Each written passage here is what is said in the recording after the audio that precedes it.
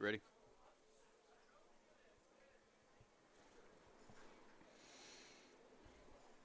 Good afternoon, ladies and gentlemen, and welcome to CarShield Field in O'Fallon, Missouri for today's NAIA National Championship Opening Round Championship Series, featuring William Carey University Crusaders and the Central Methodist University Eagles.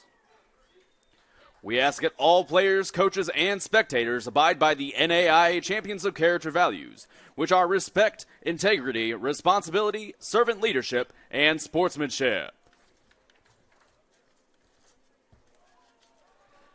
And now it's time to meet the non-starters for the visiting team on the scoreboard. William Carey. Number 2, Colby Cagle.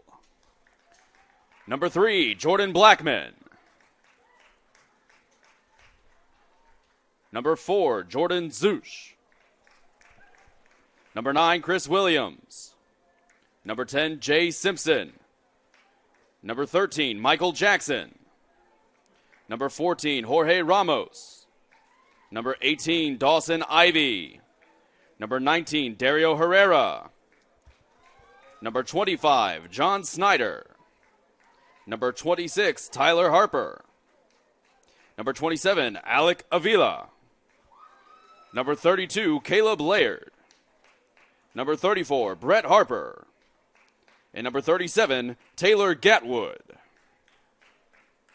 And now let's meet the starters. Batting first, playing center field, number 6, Blake Freeman. Batting second and playing second base, number 5, Jay Johnston. Batting third, the designated hitter, number 29, Sloan Dieter. Batting fourth, the left fielder, number 12, R.J. Stinson. Batting fifth and catching, number 11, Magruder O'Bannon. Batting sixth, playing first base, number 22, Jake Lissette. Batting seventh, playing shortstop, number 4, Jordan Zush. Batting eighth, the third baseman, number 17, Ty Richey. Batting ninth, the right fielder, number 7, Patrick Lee. And the starting pitcher, number 15, Connor Adams. The Crusaders are led by head coach Bobby Halford, and he is assisted by DJ Pulley.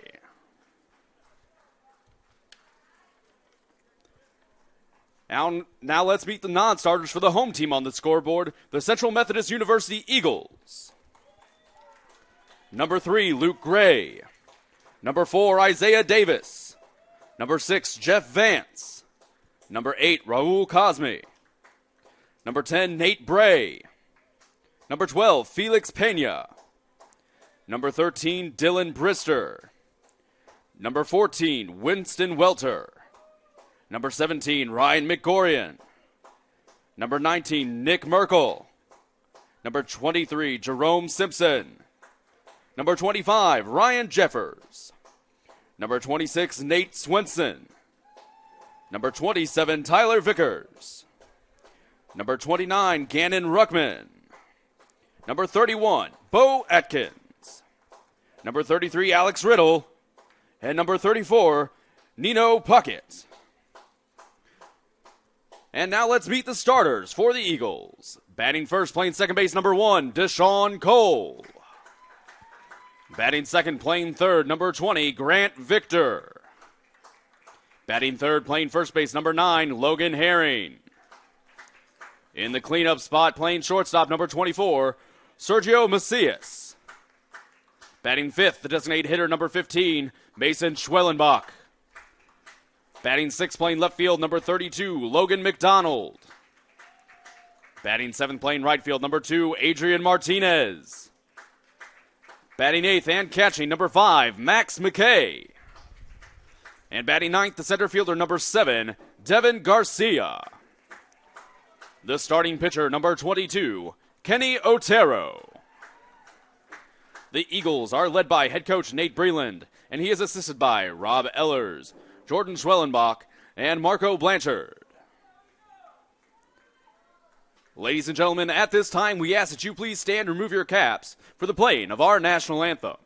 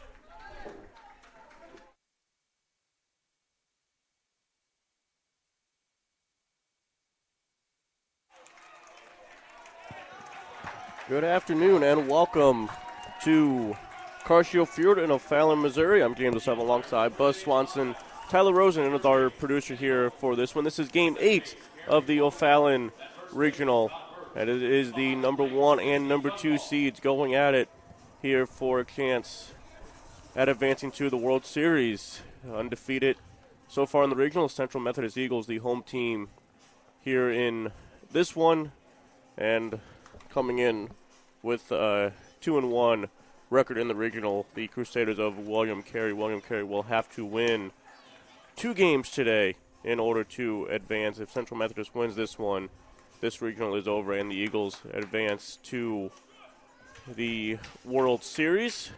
Welcome in my partner, Buzz, and it looks like we have a nice day for baseball, and a little bit of a breeze going across from right to left, but should still be a beautiful day, and don't think any rain is actually in the forecast for the first time this week. Yay! And that's a change and a welcome change for these teams who were used to the delay, setbacks throughout the first 3 days, and this will definitely be a test of depth for William Carey, who now will be playing their 4th game in 3 days, and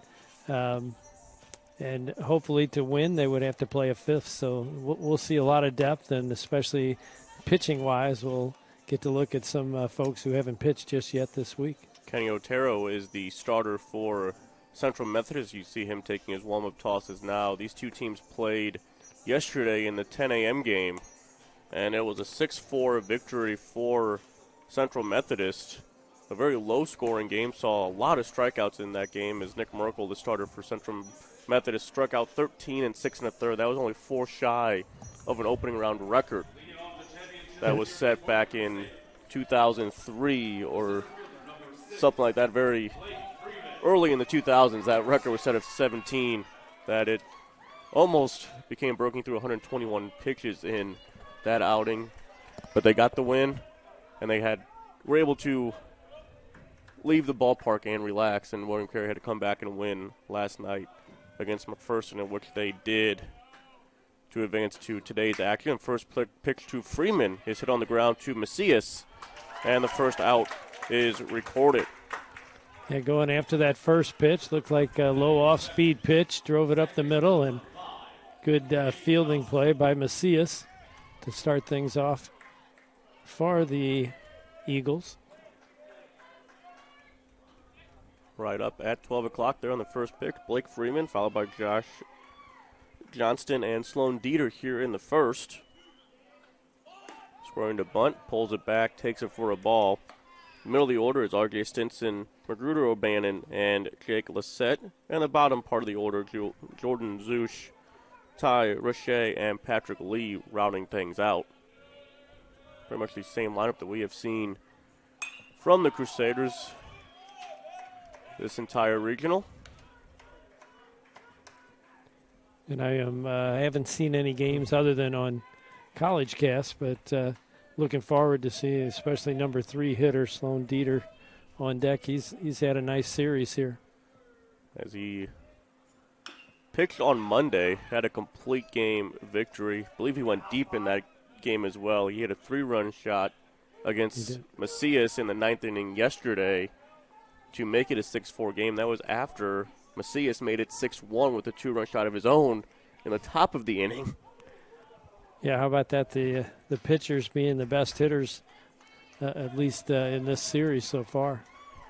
Well, the numbers for Kenny Otero are not bad, and his offensive numbers might be even better, but he's not hitting, and I have not seen him hit yet. As Otero, the senior lefty, coming in with an 8-2 record, 68 innings pitched, a 4.37 ERA, 69 strikeouts, 21 walks. But he hits .360 at the plate. Wow. And really both the DHs today also pitched. So, yeah, some good hitting pitchers we're seeing here. On the ground to Macias again. Couple hops. And over to first for the second out. Almost an instant replay there as Macias gathered himself, knew he had time, and gives a good strike over to first baseman Herring. Well, you know Macias is at short. It's McDonald, Garcia, Martinez left to right in the outfield. Victor, Macias, Cole, Herring, third to first along the infield, and once again Max McKay in the squat calling the pitches for Otero. First pitch to Dieter, taken for a ball. He was intentionally walked once yesterday. That was in game 2 against McPherson. They did not want to deal with him at all. Outside corner, called a strike. Well, if anything, Otero's downfall may be walks, as he has pitched 68 innings, giving up 21 walks while striking out 69. So striking out almost one per inning. So that'll indicate he'll get Dieter here. 1-2 on the Crusader designated hitter. Otero went low and in with the first one. The next two are outside corner, outside low. See where he goes with this one. Might want to keep the ball away from him. Inside, strike 3 called. He continues that strikeout per inning on the season for Otero. He gets Dieter looking. We head to the bottom of the first, scoreless on the Central Methodist Digital Network.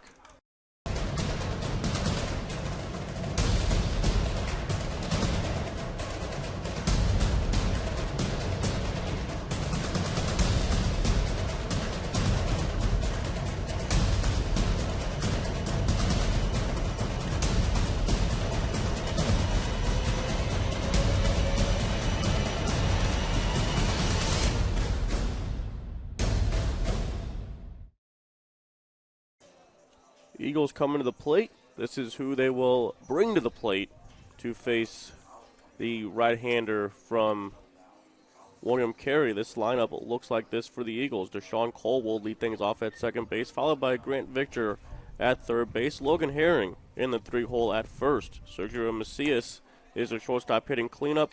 Mason Schwellenbach is the designated hitter, followed by Logan McDonald in left in that 6th hole. Batting 7th is Adrian Martinez out in right field. Max McKay is catching, batting 8th, and rounding things out, Devin Garcia, a speedster in that 9-hole playing center field. And Buzz, you have the numbers for us on this right-hander, Connor Adams? I sure do. Adams comes in with a record of, get there, 6-1. He's thrown 40 in a third inning, given up 32 hits, 21 runs, 19 of those were earned. He's walked 25 and struck out 31. And they're relying on a freshman here in a must-win game, but he has pitched well of late. His last time out, only 2 1/3 innings, gave up 4 runs, but the previous 3 times before that, he was getting into the 6th and got the win. And 3 out of his last 4, that pitching well, and we'll see what he has today. Well, they had 2 pitchers who've thrown 9 innings, as Sloan Dieter pitched 9 innings worth. Jorge Ramos pitched 9 innings worth, 7 innings for Jay Simpson. So he is the logical choice here for this starting assignment. And they have definitely gotten length out of their starters, so if they would have to go to the bullpen, you would think it is well rested, only using 2 innings in 3 games out of that pen. That's true, and they're looking at it as we've got to pitch 18 innings today. We're going 2 games worth. Cole hits it well into left field right away, back to the track, leaps, and it is caught at the wall. A leaping catch in left by Stinson. Wow, what a catch to start the inning off, and Cole drove that ball, and the wind may have aided it a little bit. It's going a little right to left, may have pushed it back there, but a nice play by Stinson. Went back, and you could see him reach for the wall with his right hand as he got his glove up nice and high on that wall. I don't think it was going out, but it certainly could have been a double or triple. If that hits off the wall and Stinson back against it, bounces off, and the speed of Cole, I'm thinking at least at third. He might be trying for 4. That's a big out, and I'm sure Adams appreciates the defensive effort. Called strike, 1-1 on Grant Victor. Not very often do you see maybe the best play of the day, the first out of an inning, or in the first inning. Yeah, first pitch of the game, or defensively anyway.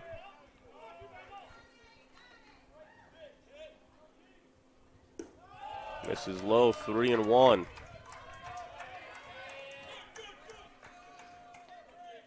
All the Eagles up leaning on that top step on the railing, encouraging their teammate. He fouls it into the mitt, 3-2. O'Bannon is catching Adams here. I'll give you the rest of that alignment. It's obviously, Stinson out and left after that great catch. That one sliced into right field, coming in Lee, and he plays it on one hop. I thought Lee was going to make a diving attempt on that one, but he plays it on a hop. Yeah, and I think he didn't realize the ball would carry that far. I think as he played it on the short hop, he probably realized had I dove for it, I may have had a chance to make that catch. Those are tough ones coming right at you, and you're running in to get it to decide how deep it's going to go. Stinson, Freeman, Lee, left to right in the outfield. The first pitch to Herring is taken on the outside corner for a ball. It's Roche, Zouche, Johnston, and Lysette. Third or first along the infield, of course, O'Bannon once again behind the plate. He caught a lot of baseball yesterday, but back in there today, and he's hoping he catches another 18 innings today after catching 18 yesterday. Well, Victor on at first, and they throw over. He is 7 out of 8 in stolen bases. So definitely a threat to run. The 3 games yesterday, I believe the visiting team on the scoreboard actually won all 3 games. Obviously, they just kind of switch back and forth. You're not going to be home on back-to-back games that you play. And if they were both, say, home the previous game, then they coin flip. So it's just kind of a luck of the draw on what it is. But interesting that the visiting team on the scoreboard won all 3 yesterday. That's in the air. Stinson coming in. Roche going out over towards the bullpen. A sliding catch not made. Oh, a nice effort by Stinson there. And Roche went out to get it, but that was too deep for him. He wasn't going to catch up with that one. And Stinson almost made another fantastic catch. Got his glove on it, but not able to hang on.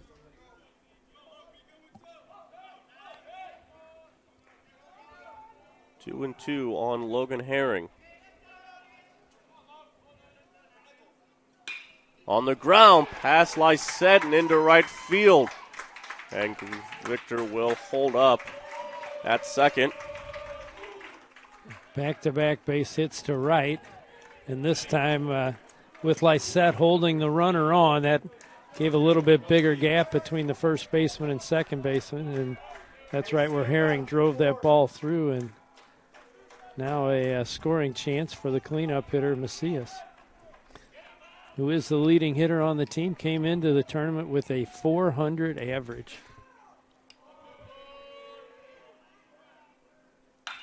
Rips that one foul. He turned on it down the right field line. And if you're Adams on the mound after you see that rip, it's like, don't think I want to throw it there again. His home run in the 9th inning yesterday, when these two teams squared off, went to right center, right where they have that short wall. And he knew it right off the bat. It was kind of drop the bat, swagger, couldn't get in the home run trot right away, and the ball was flying out to right center. And most of the time in this ballpark, it seems like there is a jet stream right to where that 4-foot wall is for some reason, right in that bullpen of the team in that first base dugout.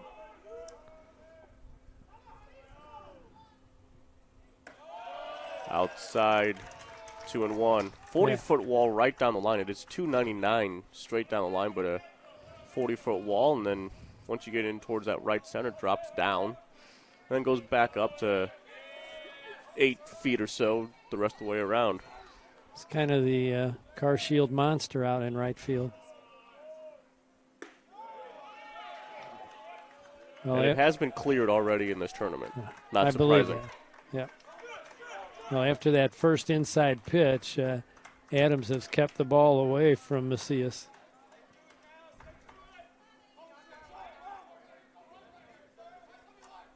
The 3-1. Outside, a little bit low. Ooh. The first guy made an out, but it was a loud out. To deep left up against the wall. Back-to-back singles and now a walk. I have the bases loaded, 1 out.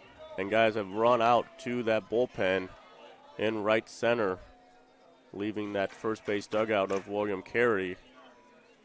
We're going to have a mound visit here. And you would almost think must-win game. I know the bullpen's well-rested after not having to throw a whole lot in this tournament so far. That you would think a short leash on this right-hander. Although it was Simpson that went yesterday for them, and he went 7 strong in that game, or I think maybe even 7 1/3.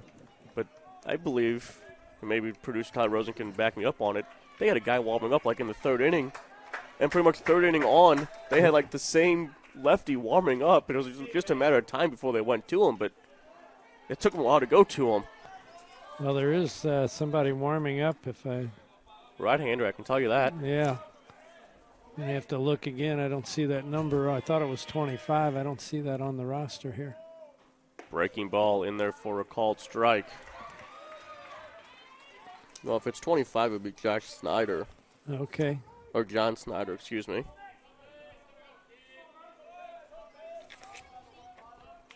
He's a right-handed pitcher. That would make sense. Oh, there he is. Yep, you're right. Another breaking ball. That one stays up. I believe we saw Snyder at least warm up yesterday for an inning, but never entered. And Snyder is also a freshman. You mentioned Adams on the mound, a freshman. Outside. That's a good pitch. He started it over the outside corner and broke away, but Snellenbach was not going to offer it that one. He's looking for his pitch here with bases loaded. He knows he's going to get a strike someplace in here. Might have went after one a little bit low, fouls it away. So you just mentioned the freshman that could be throwing in this game for William Carey. I believe you told me off air that everyone in the starting lineup for Central Methodist, or all but one maybe, are all seniors. That's right. The batter on deck, Logan McDonald's a sophomore. Everybody else is senior.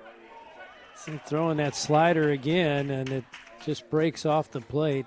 Trying to tease him with it, get him to chase, but now he's got to put a strike in there. Full count, bases juiced. A little argument from that first base dugout. And I said with all those seniors, maybe that explains a 45-6 record. For sure. They've been playing together a long time. They know it's their last chance to go after a championship. They did win the conference championship in the Heart America Athletic Conference.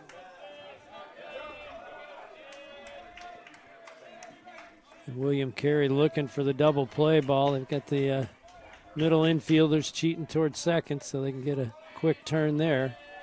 Corners are even with the bases. On the ground to second. Johnston does second for one. They're turned in time. And Adams works himself in and out of a jam. 4-6-3 double play. 2 hits in the inning. No score as we head to the second.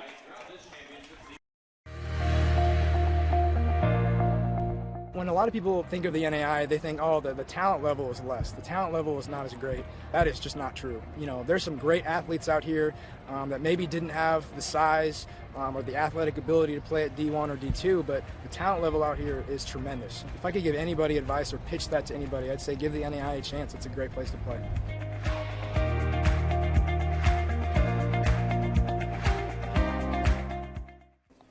Well, the defense came to play for the Crusaders in that first inning. They obviously got that great catch up against the wall by Stinson against the leadoff man Cole. And then almost a great catch by Lee out and right. end up short hopping them, but they turned a key double play. Yes, Taylor made right at 2-hopper right to the second baseman, but he still had to turn it, and it was a big turn for the Crusaders. Yeah, nice, like you said, nice high hop, and what I liked about it was they didn't rush it. They knew they wanted to get two. You had plenty of time, gave a good feed over to the shortstop, and he took his time and made that Zucic start, just made a nice turn, make sure he got the ball in good position for his first baseman, and they're out of the inning. And you mentioned a key play, really, besides the initial catch up against the wall, getting that short hop out in right, Lee out in right, keeping that ball in front of him on the short hop. Had that got by him, definitely they would have been scoring a run someplace in there. So some good defensive plays, and it's still 0-0 with the heart of their lineup coming up now. And we mentioned what the starter Merkel did for CMU yesterday. He struck out 8 of the first 9 outs were on the strikeout, but for some reason, the part he struggled with was this 4, 5, 6 in the order. He made that top 3 look easy. And it was brought up yesterday that Stinson, not necessarily your prototypical cleanup hitter, as yes, he is hitting .317, 28 driven in, but if you look on the on-base and slugging, they're kind of flipped for what you would expect out of a cleanup guy. That on-base is up there, but the slugging a little bit lower. Yeah, almost use it like a second leadoff hitter, huh? Which I guess makes sense when you got Sloan Dieter in front of you. He's going to clear the bases every time or almost every time, so you have to get someone to get on base again, so this wouldn't make sense. Well, had he hit that one fair, that would have been fun to see that high bounce that catcher McKay ended up with, but had that been fair, it would have been a tight play at first base. That's tap foul. 2 strikes.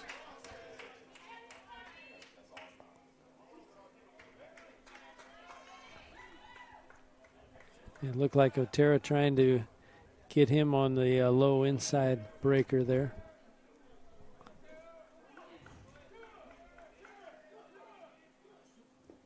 That one bounces in. Runs the count full on Stinson. O'Bannon on deck. Well, and that's something you have to keep an eye on, too. How many pitches that Otero throws, all these full counts, they add to that pitch count. And if you want him to go deep, you'd rather he's making the hitters hit the ball early in the count. That was kind of the one problem with their starter Merkel yesterday. Yeah, you love to see all those strikeouts because it means they're not putting the ball in play and they're not going to score runs that way. But that pitch count got up there. Right. And Stinson doing a good job here, working for a good pitch.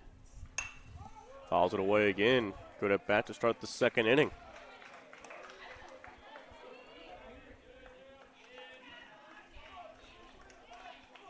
This will be pitch number 8 in this at bat. And that helps the hitter see a lot of pitches, get a feel for that arm slot, and also if you see a lot of breaking pitches, get a feel for what's up there. That one is roped into left field for a leadoff single here in the second. Stinson will hold up there at first after McDonald got that one back in quickly. So the first hit for the Crusaders, and he did get a breaking pitch and saw that coming, waited on it nicely, and drove it to left field. Brings in O'Bannon, who he isn't listed this way, but he might be a switcher. I thought he was hitting lefty yesterday. Batting .352, 6 doubles and a triple.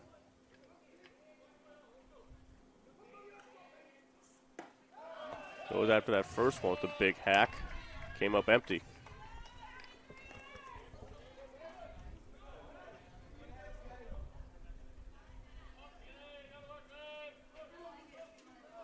Stinson is 11 for 13 in stolen bases this year. Pretty good lead over at first.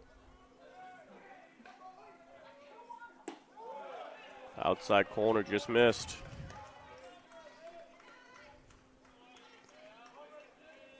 Well, you can see where Otero has success. He moves the ball around and keep it low, low in, low out. Don't put it up there where the strength of those big hitters are. The 2-0. Instead of look on Stinson. Well, that's certainly not his best move. A lot of base stealers feel like it's easier to read the moves of left-handers, although I would say more inexperienced base runners don't feel that way.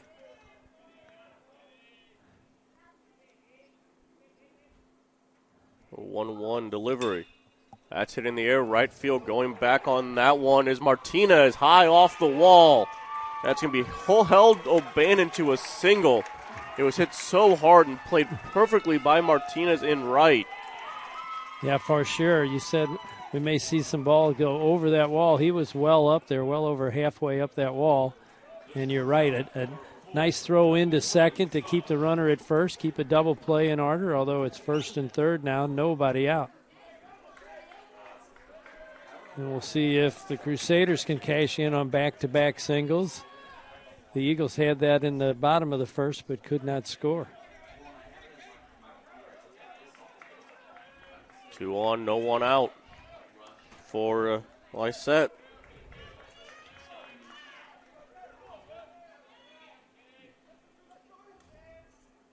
Inside for a ball. Throwing that curveball there, trying to start it out at the hitter, break it over the plate. Never broke that much.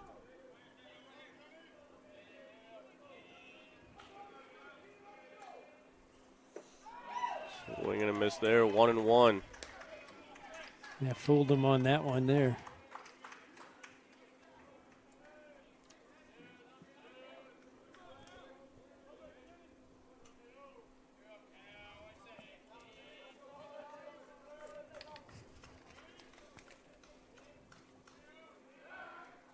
Courtesy runner over at first. I believe that looks like Chris Williams. Yeah, I was just going to say that. That is not O'Bannon over at first base.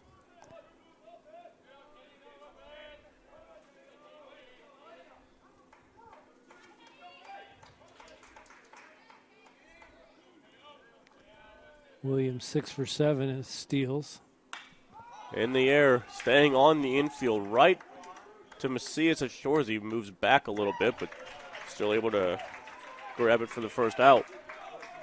Yeah, that's a big help now. You have the double play in order. You can get out of the inning. You could see the, although the flag is limp right now, looked like Macias had to drift a little bit with maybe some of the wind pushing the ball towards the left field line.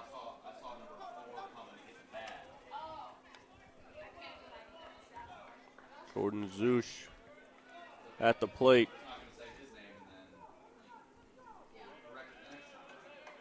Zush batting .277, and he's got 18 RBIs, a chance to drive one in from third base here. Runner goes from first, the throw goes through, and he is out. Oh, wow. Cole almost caught it. He lets it go through to Macias, who was covering. He's able to make the grab and tag out Williams. I'll tell you what, that was a well-executed cutoff play, a great throw by the catcher, McKay, and a great play at second base by Cole because he's telling the telling the shortstop, whether to cut that or not, because that with that cutoff coming in there, that keeps the runner at third. He doesn't have a chance to come home. Beautiful play, boy. You can tell they've worked on that some. Definitely. For a play like that, for it to work, you definitely have to work on it. So often you just don't see them even try and throw down, right? Have the chance of a run being put on the board against them. Yeah, a lot of options there. You can fake the throw to second, try to get the runner off third. You can have the pitcher cut it, throw it if the runner at third's watching the catcher as if it's going to go through, or that cutoff option there. There's a strike on the outside. I've always wondered why you don't see it more often of a team trying to steal a run in that situation, because it has to make 2 perfect relay throws for an out to be recorded. And Stinson runs well at third, so even with the guy with his speed, it's got to be absolutely perfect to get him. That one's in the air, left center field. No one's going to grab that one. Zeusch gets them on the board here in the second inning with an RBI double. Yeah, well hit right into the gap. No chance for either outfielder to get to that one. And so even though the throw down to second on the steal looked like they had a chance to get out of the inning, Zeusch changes that for him, and we have our first run of the game. Crusaders up 1-0. That is a big caught stealing now, because I'm thinking Williams scores yes, on that you're ball right. to the gap. Yeah, probably. There was no chance of that ball being caught. He could have just put his head down and run.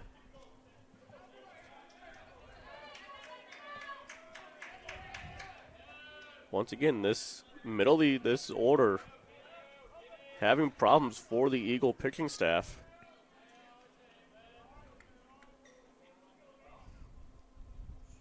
As there were times that 4-5-6 came up, got the bases loaded, I believe with no one out 2 different times, and were unable to get a run with 7, 8, 9 at the plate. Now they are able to get a run in with the bottom of the order coming through.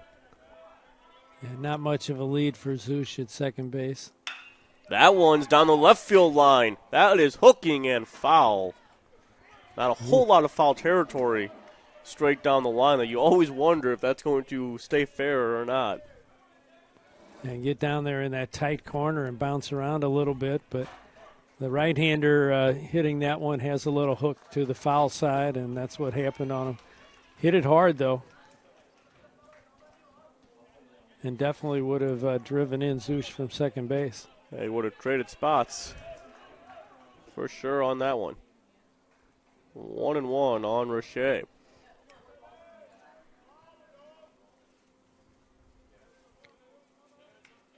Zeusch dancing out at second. That's a good pitch, strike 2. Yeah, off-speed pitch there. Had it up in the zone. Not sure he likes it that high, but able to kind of the backdoor breaker. Started off the plate. It breaks over the outside part of the plate. Roche with 12 RBIs and a .243 average. On the ground to second, Cole on to first to retire the side. But they get 3 hits, a run. 1 man left on base as well in that inning. It's 1-0 William Carey as we head to the bottom of the second on the Central Methodist Digital Network.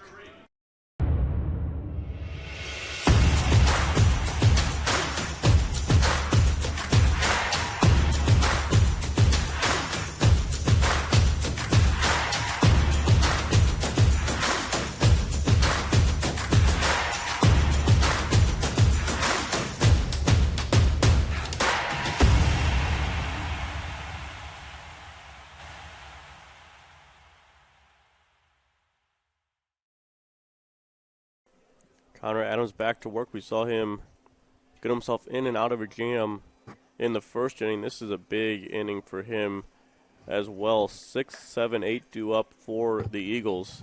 Can he put up that shutdown inning against this Eagles team and get those bats for the Crusaders back to the plate, especially when it will roll over to the top of the Crusader order in the third?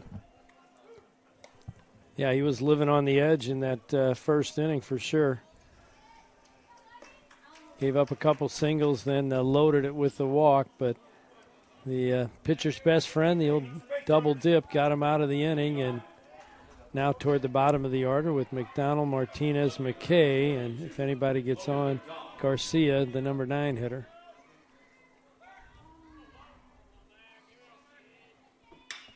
First pitch swinging, fly ball center field. Freeman almost right in his tracks. Makes the first out. Had a good pitch to hit and when you go up to the plate, especially your first time at bat, you want to see the pitcher a little bit, but you've told yourself, if I get a pitch in this area, I want to go ahead and swing at that. He had a pretty good pitch to hit there, just got under it. That's first pitch swing, and that's hit into left. Stinson going over, and we'll look at it go out of play. Yeah, they've got that short wall over there.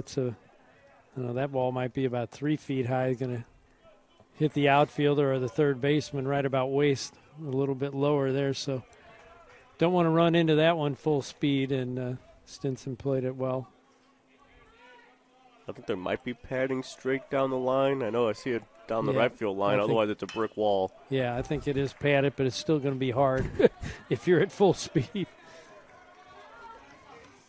And like you said, there's not much room down there in foul territory where that wall is, maybe 3 to 5 feet at most. I think less than that.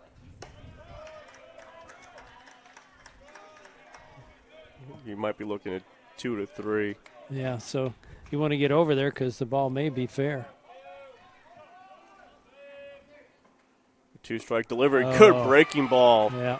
from Adams, and he gets Martinez swinging his first strikeout of the day.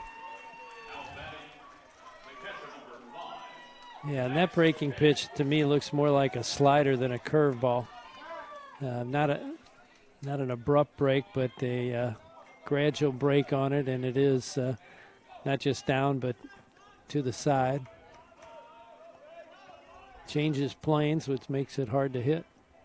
Brings in McKay. He'll first pitch swing, and he's going to put that one into right center field.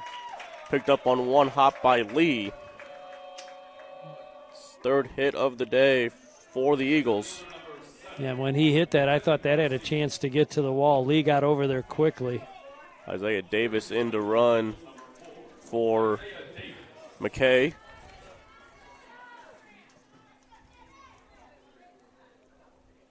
Davis with 5 steals in 7 attempts, so definitely a threat to steal here. Not much of a lead there. That one stays high.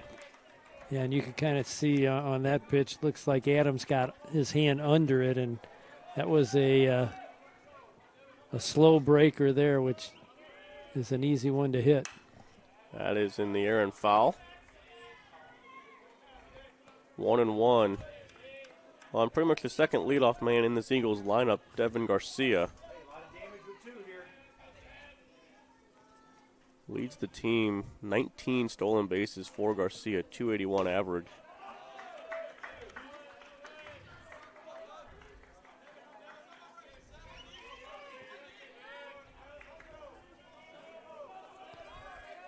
We haven't really seen his speed on the bases. We saw his speed in the outfield yesterday. Check swing, did he go? No, held up. They're getting a steady diet of breaking pitches here.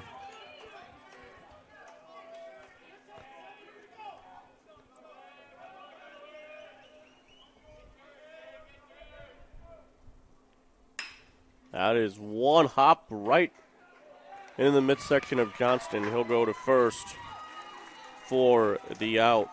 One hit, a man left on base. 1-0. William Carey as we head to the third. Buzz will tell you about that one next.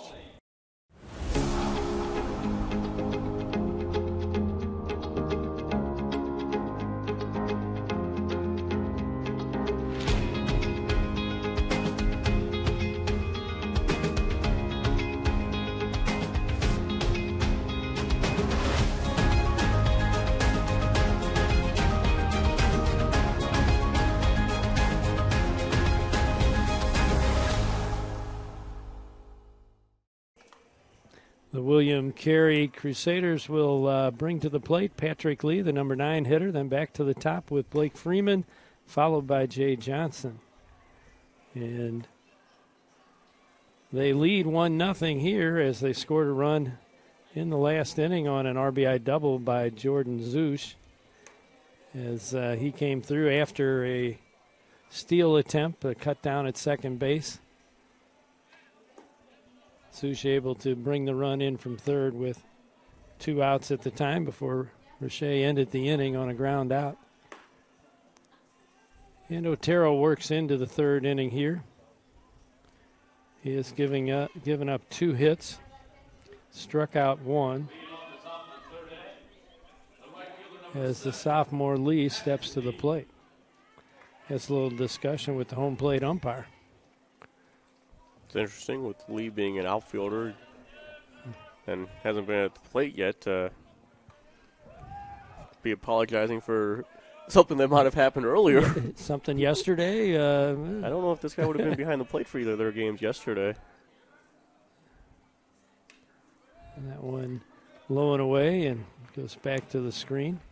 Well, speaking of umpires, that's Stacy Dunbar behind the plate. Our other umpires around the bases, Scott Birch at first base, Carey Funk at second, and Kenny Holmes is your 3rd base umpire. Ball driven to center field, and just roaming over there, Garcia with the catch on a hard hit ball. Extremely hard hit by Lee, but easy play for Garcia. You can see him just gliding over there. And Freeman up for the 2nd time. Back in the 1st inning, he grounded to short, as did Johnston, who is on deck.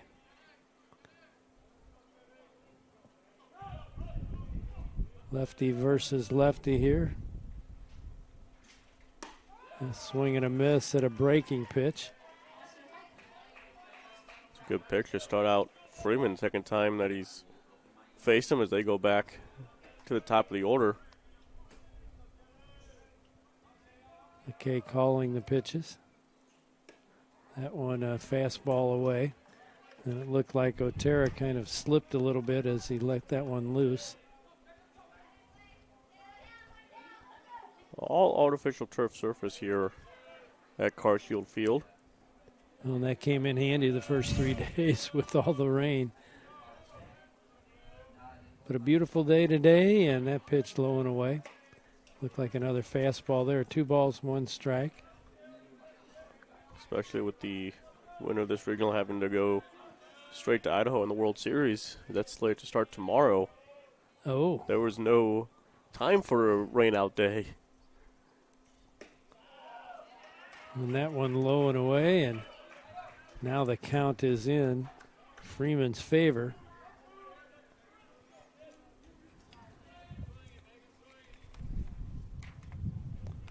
Freeman, a senior from Houma, Louisiana. Fly ball to left. And ranging over and making the catch is McDonald. So 2 up, 2 down. Fly to center, fly to left field. And will Johnson complete the trio with a fly out to right?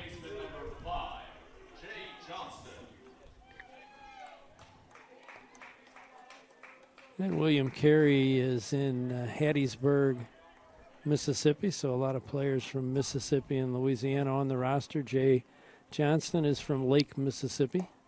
Takes a fastball right down the middle, strike 1, and you'd think that'd be a good pitch to hit, but maybe after 2 quick outs, he's going to take a pitch.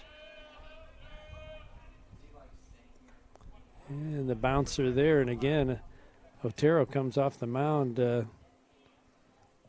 spinning a little bit like he may have lost his footing someplace in there.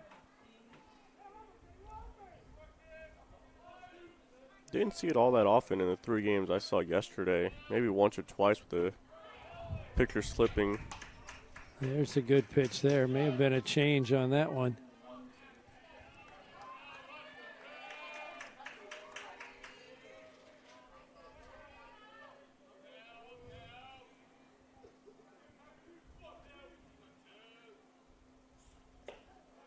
That one's low and away. Evens our count at 2-2.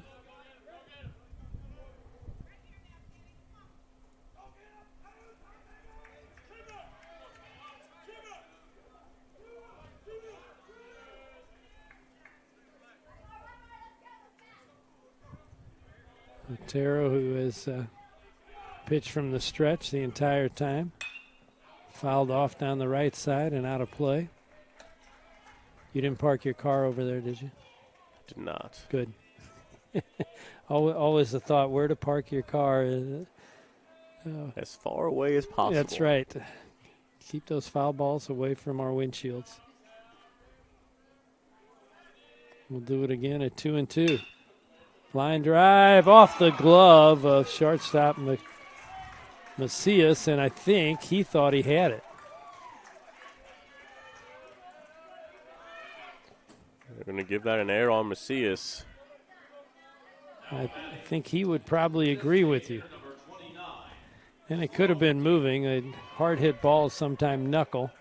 And you got to watch that all the way into your glove. And that one slipped by Macias. Got a little leather on it, but going to put the runner on first with Sloan Dieter, the senior, designated hitter at the plate.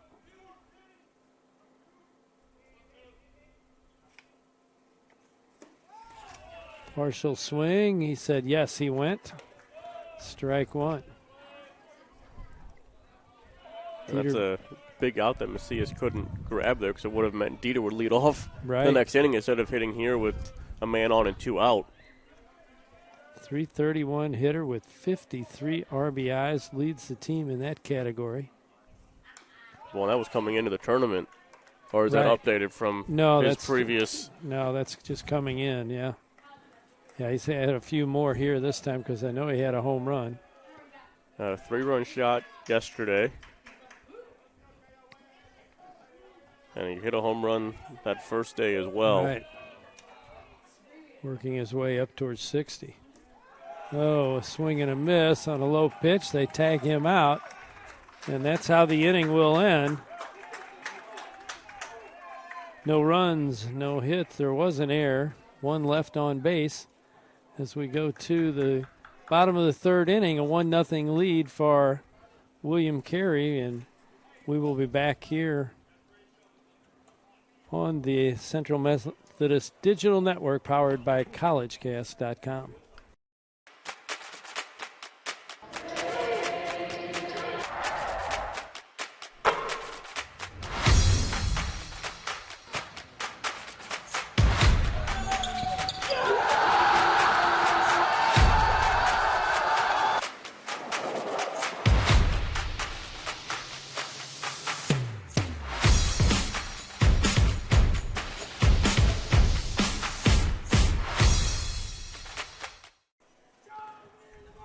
The Eagles coming to the plate, and they'll come with the top of the order. Deshaun Cole, Grant Victor, and Logan Herring. Victor and Herring had base hits in that first inning off of Connor Adams, who goes into the third inning here. Adams has given up 3 hits but no runs as his William Carey Crusaders lead by a score of 1-0. And just a reminder, should William Carey win this game, that would force a second game today, as William Carey has already has 1 loss, and Central Methodist does not have a loss. If Central Methodist wins, they win the championship, and as James said, head to Idaho.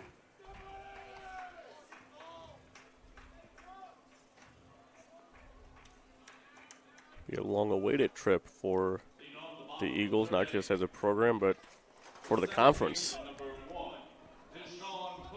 Well, Cole led off the bottom of the first with a drive all the way to the left field wall that Stinson made a leaping catch on to rob him of a double, maybe a triple.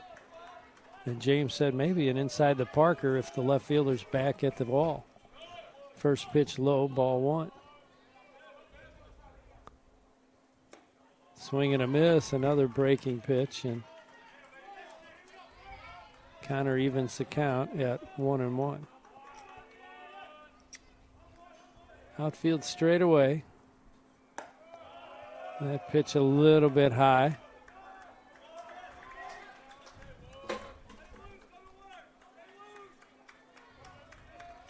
Adams giving a steady diet of breaking pitches. There's a fastball low, and that takes the count to 3-1, and you don't want to put the leadoff hitter on. Now it's actually the top of the order when the speed of Cole And then I would almost expect small ball to be played. Hard hit ball. It's fair down the left field line all the way into the corner. You're right, that speed. Cole with a stand-up double there to start inning number 3. He's seeing the ball well off of Adams. That's for sure. And it's almost you throw so many breaking pitches, and as a hitter, you go in and gear yourself up for a fastball, but if you see a lot of breaking pitches, you kind of get the feel for it, and you start to look a little bit. And especially with a 3-1 count, you can be a little bit picky. Got the pitch he wanted, and he roped it down the line. So runner in scoring position for Grant Victor. He's already ready to square. Tried to bunt that one, foul ball. That was a high pitch, and that was a fastball. A little bit harder to bunt that high ball, and especially a fastball. You throw breaking pitches to a bunter, you're helping him get it down to the turf. Yeah, because if the pitch ride's high, then you have to bring the bat up, and more than likely it's either going to get bunted through or even better, pop it up. Right. Well, if you can get on top of a high pitch, which is difficult to do when you're trying to put it down. Yeah, you tell your hitters to start that bat at the top of the strike zone and don't go up. But I think he may have been a little bit high on that one. Squares to bunt again. First baseman sneaking in. Third baseman staying.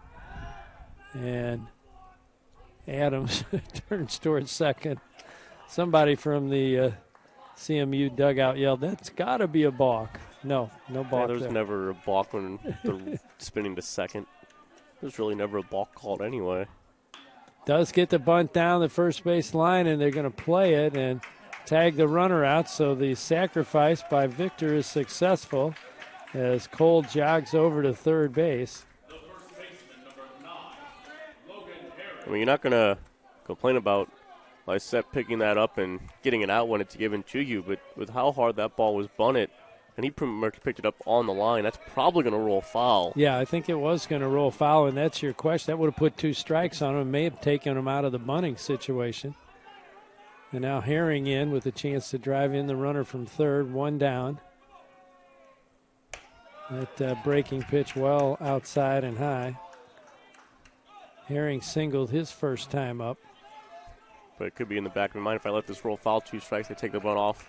He might rope a single or a double somewhere in a tie game. With anyway, so let's just get the out since it's given to us. Popped up down the third base line. That's going to go out of play. Giving chase over there, Richey, the third baseman. And even with the being relatively obvious that ball was going to get out of play, Cole does the right thing. He goes straight back to third. Because if that ball's caught, Richey's the only one that's going to catch it, running away from the plate. Cole easily would have scored if somehow that would have been caught. You're right. Good base running there. And now this pitch high, 2 balls, 1 strike. Adams in a bit of a jam. He was in a bases loaded jam in the first and got out of it with a double play. That is a long gone ball to right center field as Herring got all of that, and he's going to put the Eagles in the lead 2-1 on the home run to right center. The wall is at 325, and I'm going to say that was well past the wall. I'm not sure how far he hit it, but... Well, I think it actually cleared the 40-foot wall. Just got over that, so it didn't even go over that, but well out of here. He knew it right away. He dropped the bat. As soon as that ball made contact, it was just a matter of how far is that thing going to travel. Well, that changes things around there and puts the Eagles on top now. A double, a sacrifice, and a home run so far in the inning. And now Sergio Macias at the plate. There's a slider high, ball 1. Herring had 18 home runs, 46 RBIs coming in to this O'Fallon Regional. And picked up a couple more here. Fastball low and in, and looking out to the bullpen for CMU is down the left field line. The bullpen for William Herring is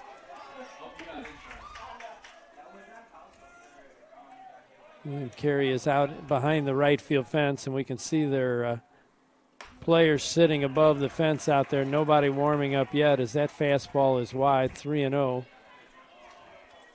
Remember, they ran a guy down there early in the game. I think he started throwing as well, so instead of running back to the dugout, just stay out here. They'll give me a signal if they want me to loosen up. And as we say, they get a couple guys hop off the bench and probably start to throw. And that's a 4-pitch walk to Macias, and now Mason Schellenbach, the designated hitter's up, and he hit a 2-hopper to second baseman Johnston, who turned the double play and ended the first inning. Oh, high slider there, fouled straight back. That thing was just kind of hanging there, and Schellenbach took a good hack at it, just got underneath. Yep, and that looks like Snyder again up, stretching in the bullpen for the Crusaders. Another high slider. He stays off of that one. 1 ball, 1 strike.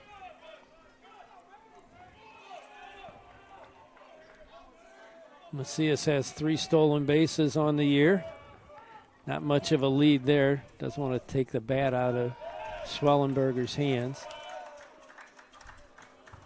All sliders so far here to Schwellenbach, and 2-1 count, but they've all been elevated. Yeah, I'm sure he would rather have that ball down around the knees. You want a double play ground ball, you got to get that pitch low. 1 out here. That came by way of the sacrifice. That was a little bit lower, popped. Now carrying out to right field and speeding in and making the catch is Lee, as he had a beat on it the whole way, and almost as if the wind brought it back in that far. It did. The wind is blowing in according to the flag, so you can see how that would get caught up into it. And with how he came racing in, you almost had to think for a second, is that going to drop? Right. 2 down now. Runner at first is Macias. Fastball, and that one's up and out. This is Logan McDonald, the sophomore left fielder.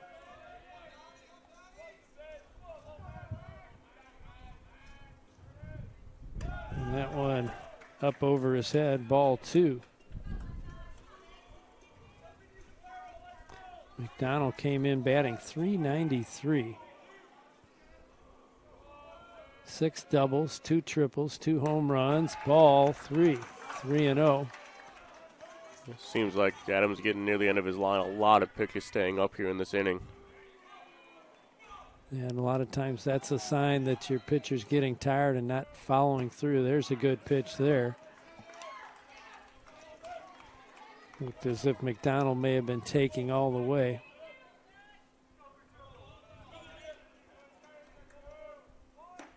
Ooh, fastball again. Blew it by him. Full count. 3-2, 2 outs. Macias at first base should be taking off with the pitch. Very little lead. He is running, and that's low and away. Ball 4. So there was a double, a sacrifice, a 2-run home run, a walk, fly out to right, and now another walk here in this inning. Martinez to the plate. Martinez struck out swinging his first time up.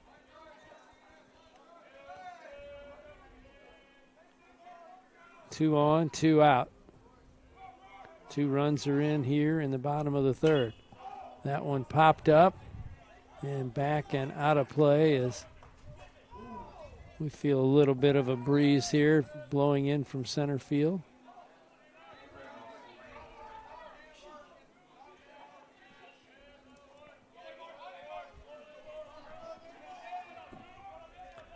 Outfield is deep and straight away. And now we get timeout called. Middle infielders back on. Looks like Zuch is almost on the outfield turf. Breaking pitch there, a swing and a miss. That was a good one. Yeah, it's got that knee-high inside part of the plate. No balls, 2 strikes. on Martinez. That breaker low and away. Nice job. O'Bannon gets back behind it and blocks that pitch. Make sure it doesn't sneak through.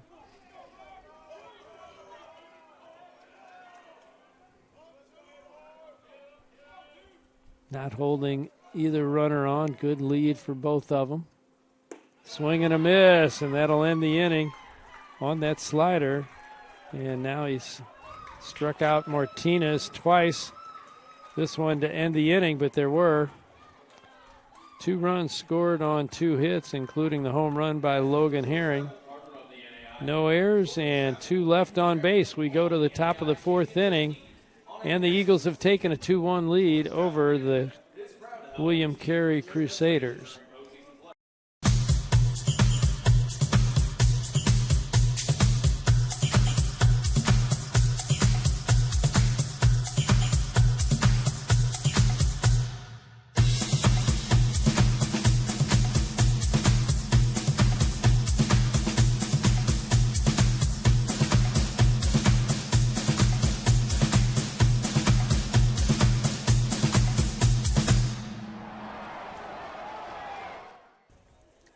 Kenny Otero with a new life out there on the mound as his team now has the lead 2-1.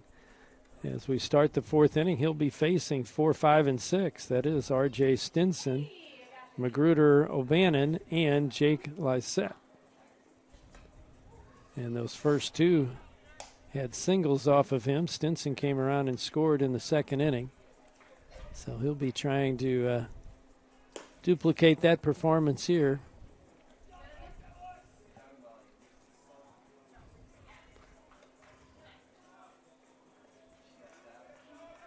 Yeah, we mentioned shutdown inning is what Adams needed after he got a run on the board in the 2nd. He did get the shutdown inning. Now let's see if Otero can do the same and keep his team on top.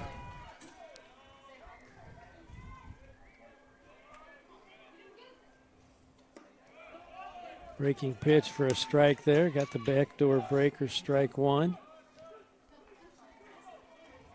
Catcher McKay looks into the dugout and maybe transmitting the signs from the coach. That fastball, strike 2. And that's pretty much what you see at all levels now. Yeah, looks like it's the pitching coach down there calling signals. Fastball low that time. 1 ball, 2 strikes.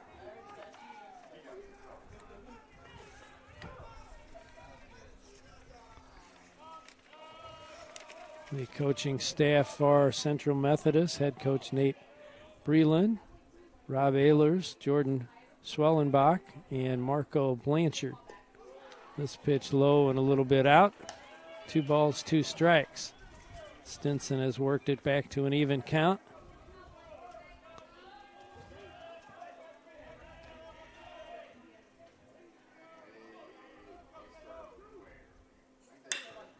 High bouncer, foul down the 3rd baseline, and we had a close play at first base, but all for naught as Victor made a good bounce throw over to first that Herring scooped up, but Stinson will return to the plate with a 2-2 count. Victor just wanted to show off his arm. When Macias came in and pitched in the 8th inning yesterday, Victor did move over to short, so it shows a good defender. He's got a strong arm. And it was even brought up in one of the broadcasts yesterday of using this turf on long throws like that and kind of used for perfection there. 2-2 delivery, this one to short. Backhand, and good throw by Macias. And it is 1 down in the 4th inning. Good solid play, made it look extremely easy. Macias goes to his right a few steps. Got a nice high hop, backhand, strong throw across the diamond. Yeah, that's one thing you'll get on the turf. You get a lot of high hops, and on the grass and the dirt, you remind infield. Oh, That ball went into the dugout there, and the Eagles scatter as that one came in there hot. Foul ball off of the bat of Magruder O'Bannon. He singled in the second inning. Courtesy runner was caught stealing. This one deep at third, quick throw to first, and in plenty of time.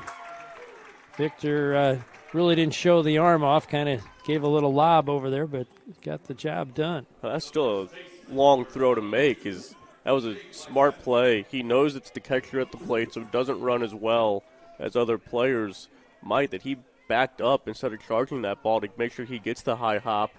And it's just a kind of a lob, but still had to get a lot on it and make a good, strong throw there. Good play to know the turf, know the situation. And the freshman, Jake Lissette, the first baseman up. He popped up to the shortstop, his first time up. Takes that first pitch for a strike. Ooh, this one inside almost hit him. By his reaction, I think he was a little disappointed he didn't get hit. He crowds the plate. He does crowd the plate, has an open stance there, but that back foot on the back line and the inside line of the batter's box. And the back foot has protection, which you don't see all that often. Yeah, you're right. Fastball just off the plate, and catcher McKay holds it there just in case the umpire wanted an extra long look at it. I'm thinking that back foot has been hit, because I don't know if you really would foul it off your back foot Not all that often. You're right. It does Usually happen every it's once in a while, front. but those backdoor sliders from a right-hander, or the back foot sliders, actually, that kind of come and get that toe. Yeah, Otero with the breaking pitch there for a strike. 2 balls, 2 strikes, 2 out here in the top of the 4th inning. Sush on deck for the Crusaders. Ground ball towards second. Fielded cleanly, throw, and they get the out as good speed by Lissette down to first, but 3 ground balls on the infield that time, and Otero 3 up, 3 down, no hits, no runs, no errors, no one left on base. We'll go to the bottom of the 4th inning. A 2-1 lead for the home team, Central Methodist.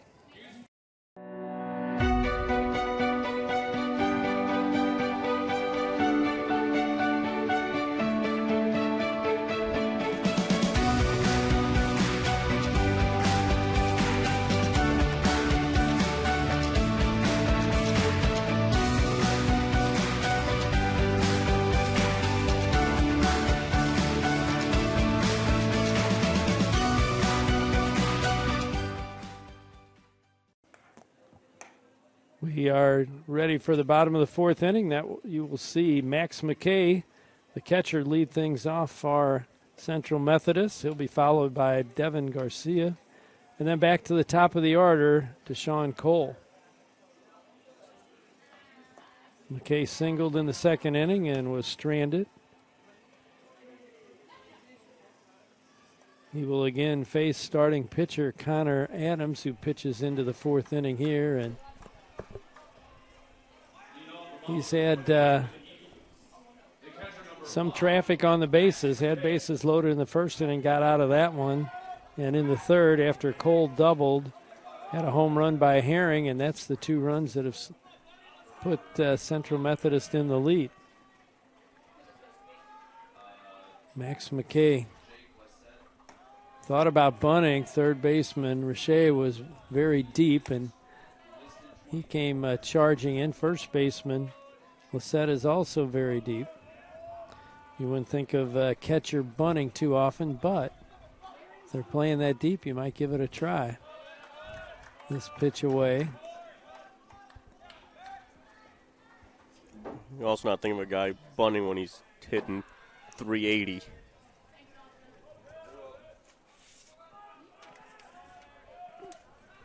That's true. Fastball there, strike.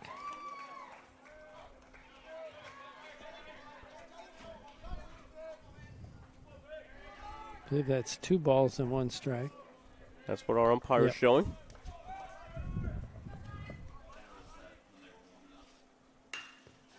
That ball hit to center field. Heading over there is Freeman as it tailed away from him and able to make the play as he glided into that one for the first out in the inning. Going to naturally tail away anyway, and I think the wind was helping that one tail away from Freeman, but he just kept gliding over into left center to make that play. And Devin Garcia steps in. He grounded out to second baseman Johnston. Takes that breaking pitch outside, ball 1.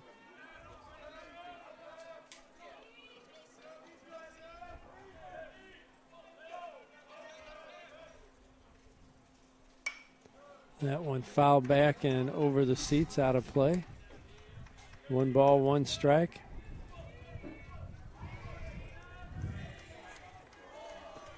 Garcia batting .281 coming into the tournament. 5 doubles, a triple, 5 home runs. Strike there. It's caught the bottom of the knees on that one. The bottom of the knees. And Garcia's got to protect now. Breaking pitch, fouls that out of the play.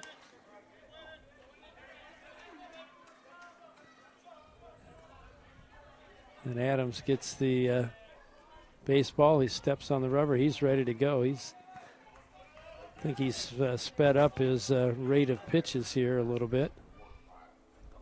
Breaking pitch there. That's popped up into short center, coming in, calling for it, and making the catch is Freeman. He called it right away. And he has a chance to tie a NAIA record if he can get the 3rd put out in the inning. Thinking that's been set quite a few times. Probably. Not sure we'll see his name in any record book. Deshaun Cole at the plate. Slider there for a strike.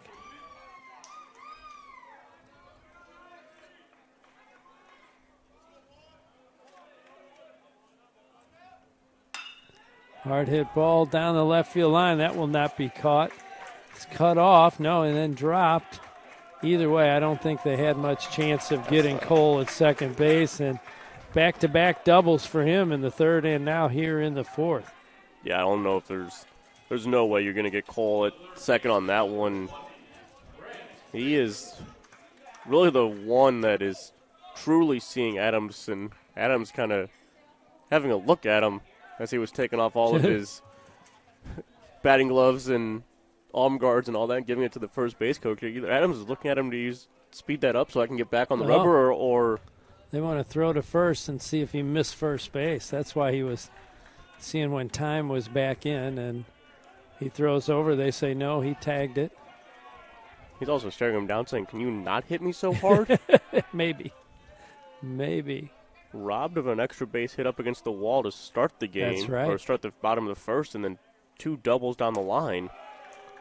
Fastball here to Grant Victor is high, ball 1. Victor is 1 for 1.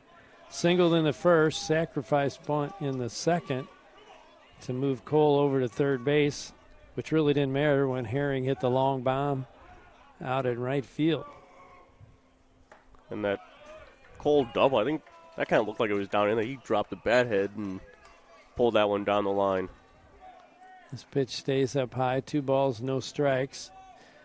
Got a feeling that Adams would like to get Victor and not have to face Herring this inning. And ground ball. That may come back fair. No. Had some strange spin on it, and they're going to let it roll as Victor was not running, hoping that it would roll fair and they'd get an easy out to end the inning.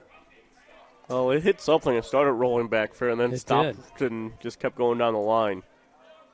Because they were all charging to grab it and then realized that thing might be coming back. I don't know whether that was spin or hit a seam in the turf, but yeah, it took a little nudge toward fair ball and then ended up staying foul. This one popped up and over us, out of play. Might have kind of caught it right off the end of the bat. It's almost like a cue shot. Yeah, those trick shots, that's what he was. Obviously, if he was trying to do the trick shot, he would have sprinted to first. So 2-2 on him here, 2 outs.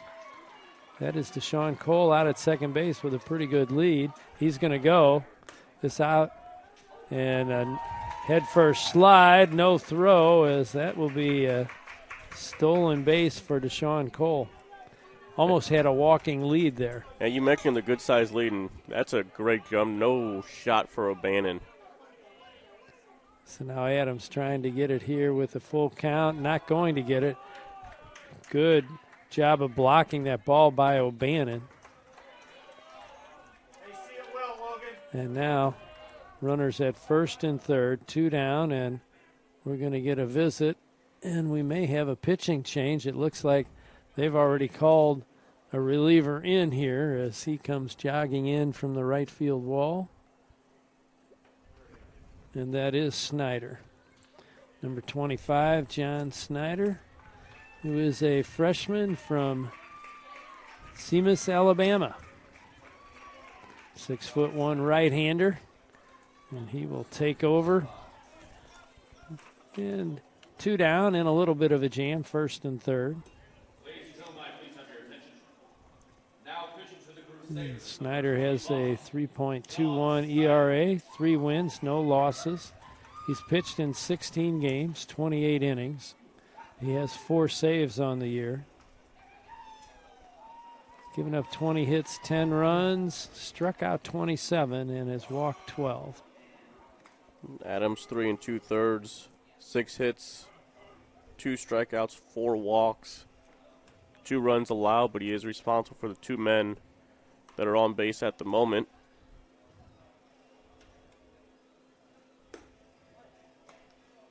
And not all that surprising that he goes with the reliever here as Herring ready to step back up to the plate after you saw what he did last time up. That's and now right. There's 2 on. And obviously it just seemed that at points Adams was getting that ball up. Yeah, and you definitely, Herring with a lot of confidence coming to the plate. At least make him look at somebody different. And Herring 2 for 2, a single in the first, the 2-run homer in the third. As Snyder takes his warm-up tosses here. This is a big out. It is. You got to keep putting up zeros if you're the pitching staff of the Crusaders. You've had your opportunities offensively. If you can put up zeros, you should be able to scratch out another run or 2 in this game. And they're going to need at least 2. Right. And they really, you mentioned the relievers should be pretty well rested because they've gotten 9 innings out of Ramos. They got 7 innings. I believe it's 7, maybe even 7 1/3 out of Simpson. 7 1/3 out of Simpson, and another 9 innings out of Dieter. So the relievers should be rested, and we'll see. Inning and 2/3 out of 3 games is all that bullpen's had to throw. Yeah, You'll take that any day of the week.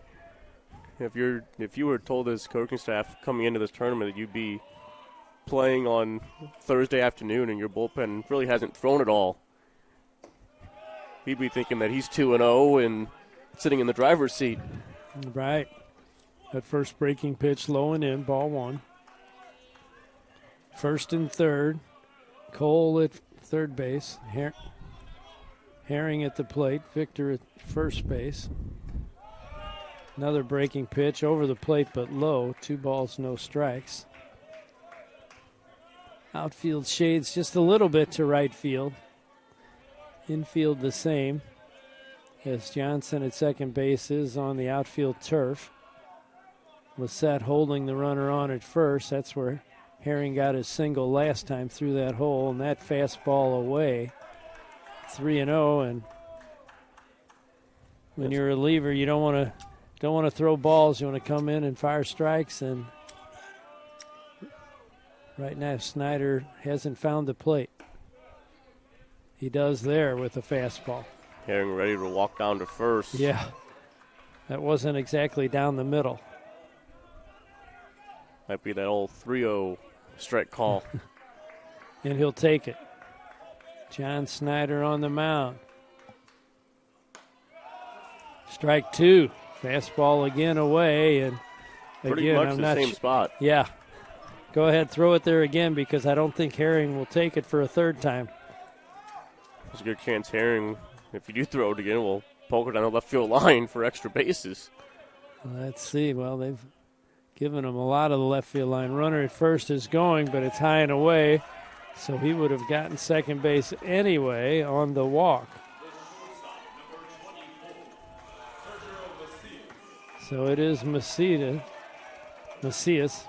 coming to the plate.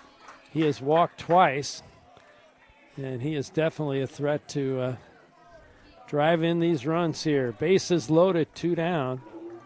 Inning started innocently with 2 fly balls to center field. And then Cole got his second double of the day.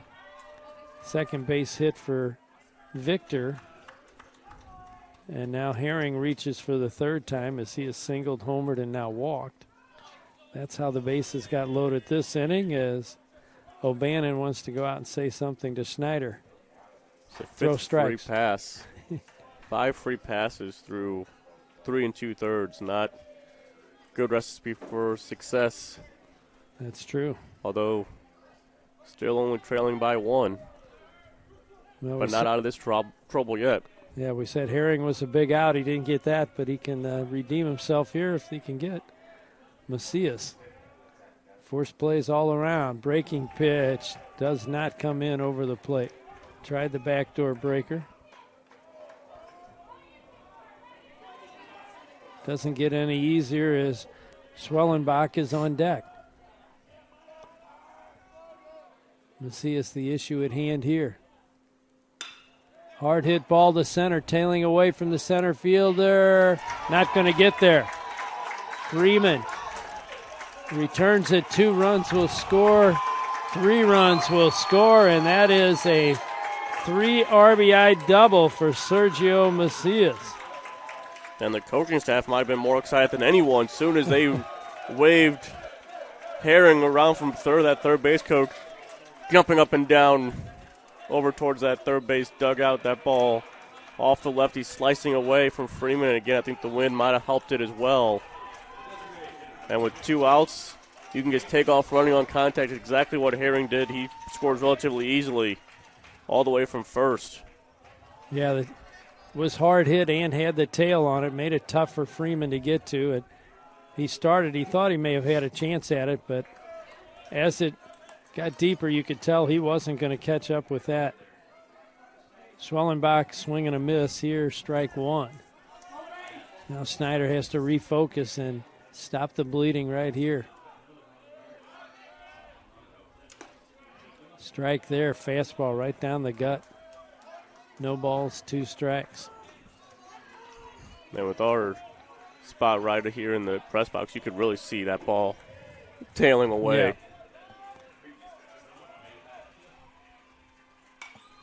That strike is fouled off over the right side.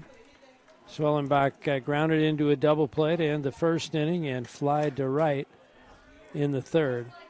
Bats here an RBI opportunity out at second. Macias. Breaking pitch, away, ball. 1 ball, 2 strikes.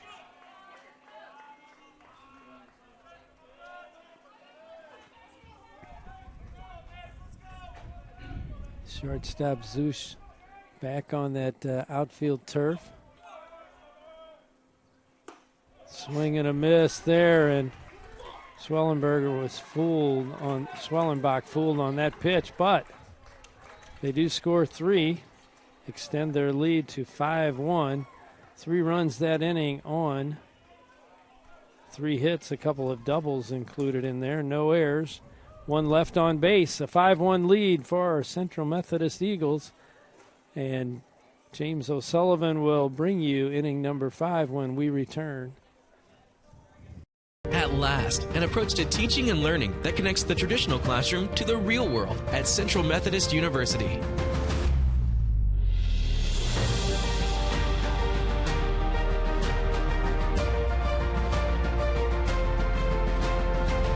Now you can learn the way you live and the way you'll work with the new Digital U, available only on the campus of CMU. Be more. Big inning here for the lefty Otero. He's got the 5-1 lead as we start playing the top of the 5th. Can he get another shutdown inning? And with how this offense swinging, they're feeling it right now. You put up a 0, put that offense back to the plate, they might try and put this out of reach right away. Yep, they're going to have to fight their way back in. I was looking at my scorebook, and really all the damage by the top of the orders. They've scored the 5 runs, been scored by the top 3 hitters in that CMU lineup. First pitch taken outside to Zush. Bottom 3, Zush, Roche, Lee for William Carey here.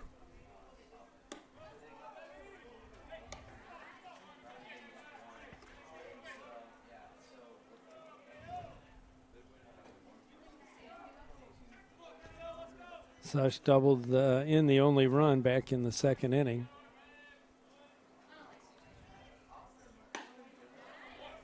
He's missing outside.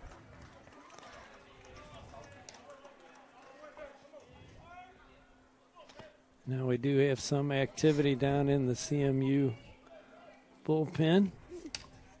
See who that is. Strike called in the inside corner as Zush was running down the line. Looks like that is Tyler Vickers, right-handed sophomore reliever. Vickers has already pitched an inning in this tournament. Ground ball, Macias backing up, spins, long throw. What a pick by Herring on the other end. Yeah, great play at first. The short hops are easy to grab. That was a long hop. That was out there a ways. I'm always curious when the fielder does the spin, whether he's going to get an accurate throw. He was in line, just short. A nice job by Herring to get the put out.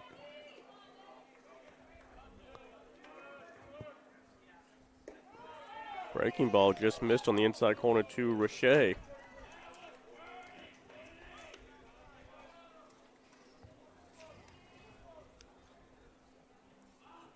Otero wants to get through this 5th inning and hopefully more. One hop. That's a nice pick by Macias. Long throw. Good stretch on the other end. Yeah, and there's that gun. Macias with a good throw that time. Really didn't have a chance to take his hop and step and get everything behind the throw. Pretty much did that with a short step. Still a good gun over to first. Bringing in number 9 hitter Patrick Lee.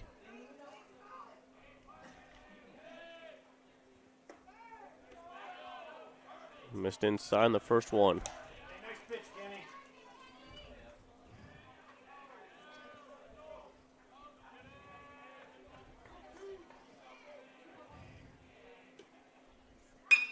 On the ground to second. Cole down to 1 knee to make sure he keeps it in front.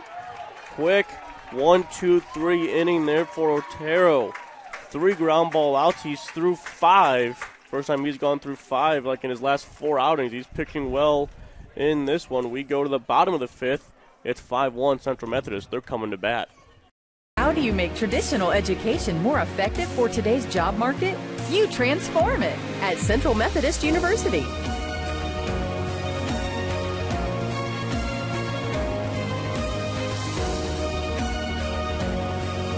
Now the only limit to your education is your imagination. The new Digital U, available only on the campus of CMU. Be more. Snowder back out there for his first full inning of work. Got the final out of the 4th. Going back to Otero in that last inning, I didn't keep track of pitches, but I think it was less than 10 pitches to get 3 outs in that inning. So that will extend him at least another inning. You would think so. They do continue to have action in that bullpen.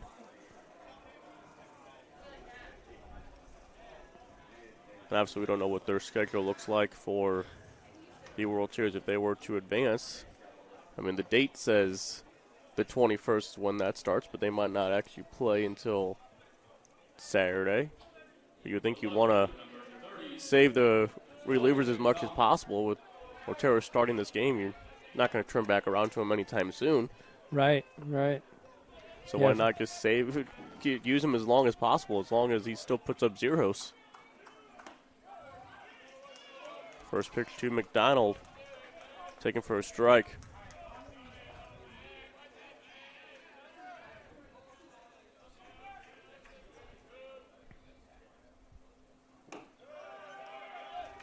That must have just missed. Yeah, good fastball, trying to hit that outside corner.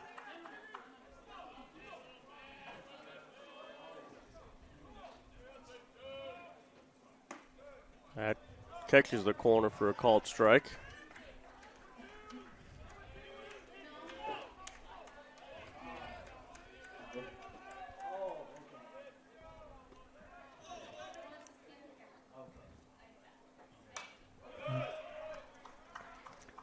Fouled off a tough pitch there. That was one that was close. I think he even asked the umpire, was that a strike? And got the yes, the head nod from the home plate umpire. I always want to know what an umpire actually says there. That breaking ball's hit hard. Oh. Can't be kept in front by Zeusch, and I would think an error on that play. Yeah, it was hard hit and really would have been a very short hop. Almost, Zeusch almost could have got it on the line, but instead it sneaks through and runner on first. Martinez to the plate. And give that one a hit, actually. Well, it was hard hit, I will say that.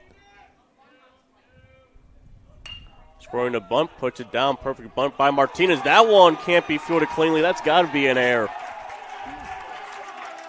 Yep, I think so on that. Well, Giving good you the sacrifice E1, though, because he did get the job done and get the guy over. Yep, you're right. At least I'm writing it down as a sacrifice in the book. Yep. Because the guy gets over on the sacrifice, but he reaches on the air. For sure. So 2 on now, and Snyder may have taken his eye off that one as he went to field it. Well, you mentioned it that catchers don't normally bunt. When the last time McKay was up when he led off the inning because the infield was back. Now you could see him bunt, 2 on, no one out. Yeah. Add to that lead by moving him over. You're right, and he does. Puts down a perfect bunt, fielded by Roche. The throw gets away, and it goes down the right field line. That's a lot of foul territory. 1 run slides in. Here comes the second one. McKay will hold up at second. Now he'll go to third. No one's at third, but he will hold up there. 2-run score on the E5. And McKay all the way around to third.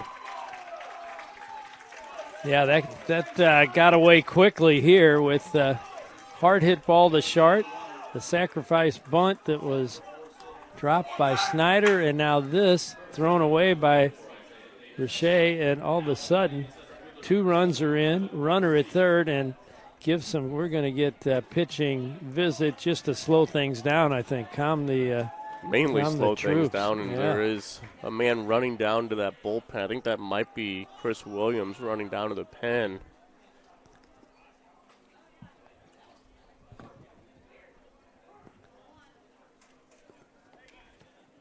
But he's not listed as a picture on the roster, so that's be an interesting guy to run down there. Yeah, that is Williams.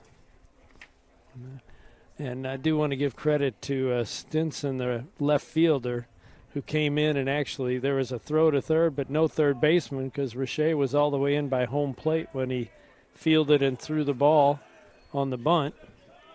And Stinson came in to back up the play at third, and no third baseman. He was there to keep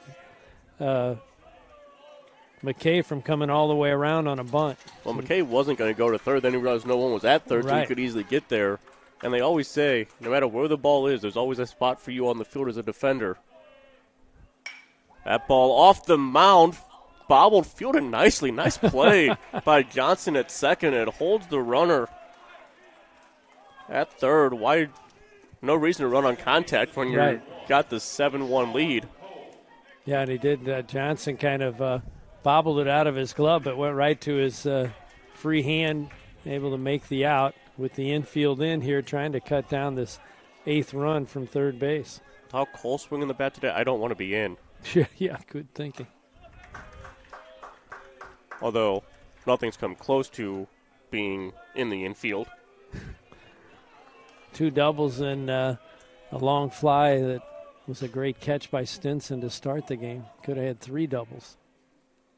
Breaking ball catches the inside. 1-1.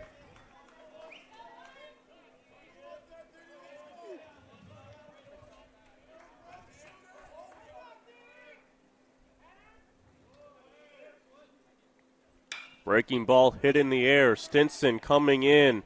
Going out to the shortstop. Stinson will make the basket catch. Just about 10 feet shy of the infield turf. Yeah, he came a long way, and obviously no chance to tag up on that, as he was barely past the infield by the time he caught it.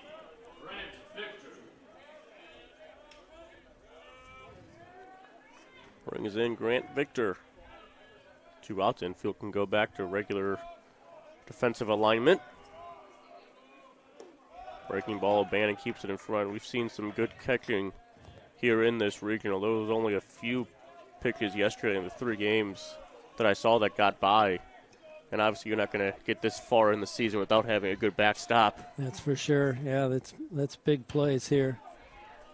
This backstop's far enough back that everybody's going to get an extra base if it gets by the catcher. And if you throw it down the line like we saw, they get 2 bases. Right. Shoo. That's one of the most foul territory you will see in a ballpark. So obviously you got the bullpen on the third base side, so it makes sense why you got so much foul ground. Right. But no bullpen on the right field side, but it's the same amount of space. Amount, yeah. That's lined into the dugout off the fence. Stay awake over there. But that was Ethan Knight that made the play off the netting. Outside, taking for a ball. There was an on-deck hitter that caught it barehanded off the netting yesterday. He was asking for an applause. He wasn't getting any of it, though.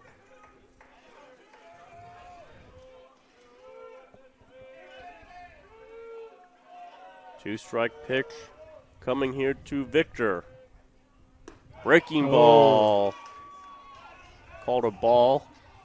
That was a good pitch, kind of teasing him. Didn't miss by much. Zush was running off the field, out and short.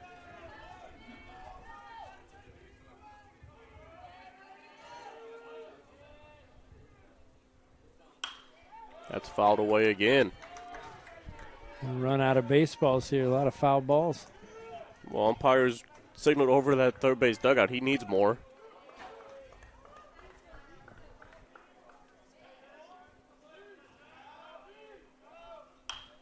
And he needs another one. Yep, good 3 or 4 coming out to him. There's about 3 or 4 foul balls that way, so it makes sense.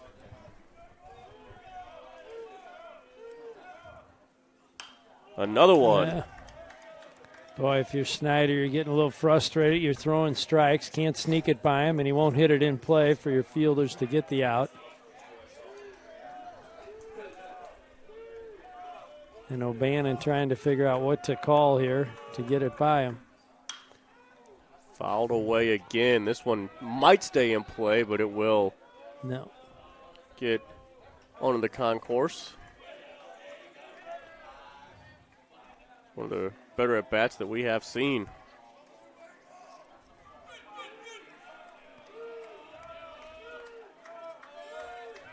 The entire right side of the defense slow to get back in their position. And there's a swing and a miss as it gets Victor there. They get 2 runs on only 1 hit.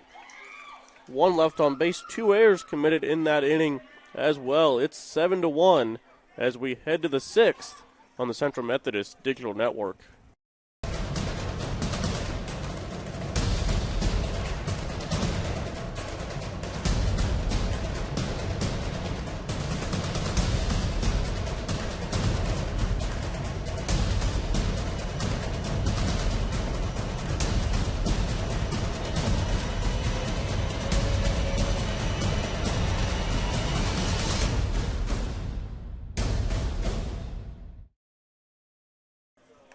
Top of the order due up here for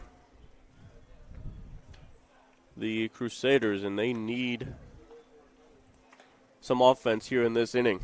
James O'Sullivan, Buzz Swanson with you. Tyler Rosen, our producer, here in this one. If Central Methodist wins, this regional is over. Crusaders need to get the come-from-behind victory to make it a all-or-nothing Game 9 of this regional. And looking back at Otero here, he's only given up 3 hits, all in that second inning, and that's when William Carey scored their 1 run, but he's been able to blank them the other 4 innings, and the last 3 with really no threat. So he pitches into the 6th inning here. First pitch to Freeman, low for a ball.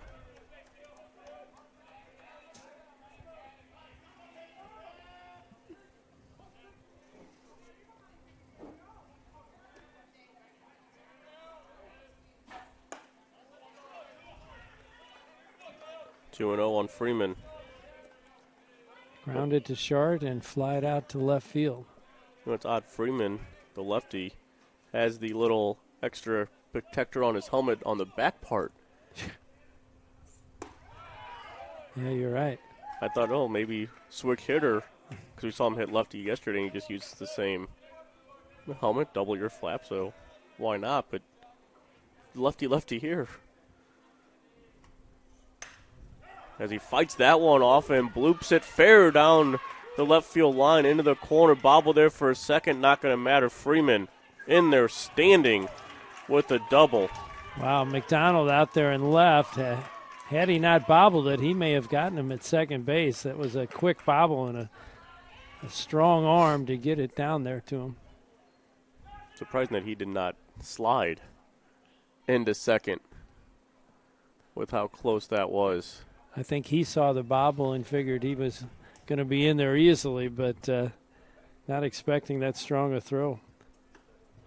Well, a good start there for William Carey, runner in scoring position already with nobody out. And you described it well. He fought off an inside pitch and shot it into the left field corner. Brings in Jay Constant.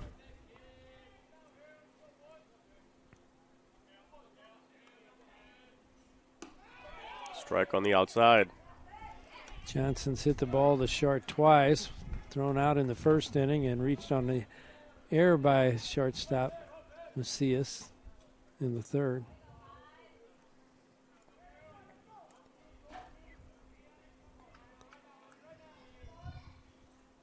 Inside, McKay keeps it in front.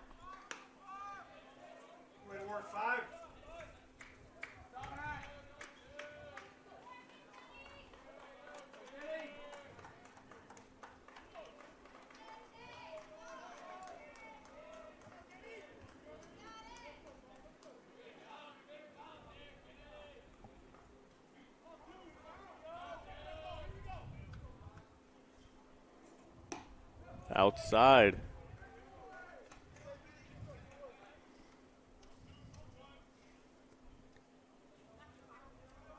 Two and one.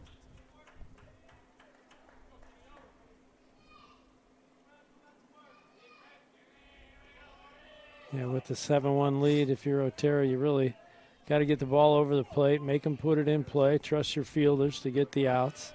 No free passes. That's fouled away.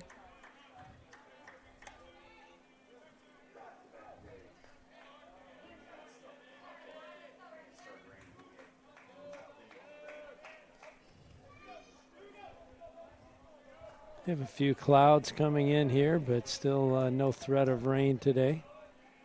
That we know of, but then again, this week, who knows? That's true.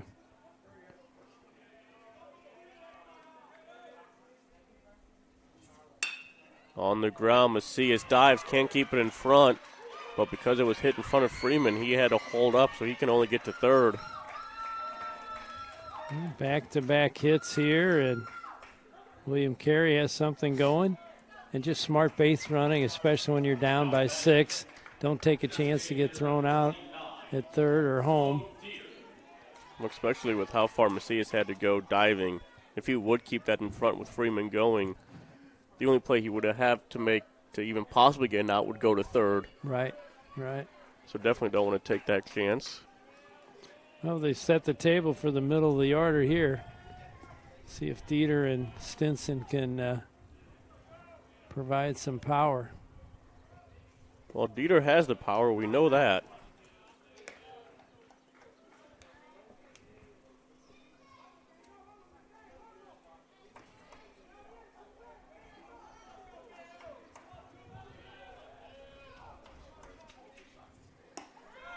Outside corner called a strike. Yeah, I think that's what Otero's been doing with him, trying to keep the ball away from him. Dieter 0 for 2, 2 punch outs.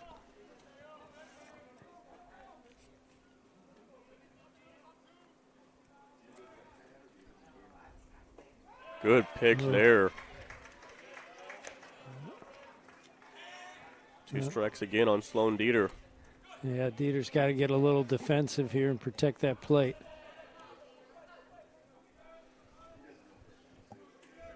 Even if he gets defensive at the plate, he's still going to crush a baseball.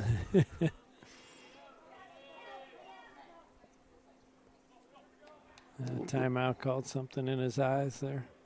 The Louisiana native listed 6'2", 225.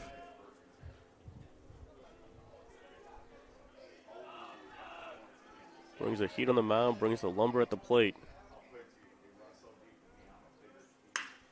Line drive, caught there and dropped.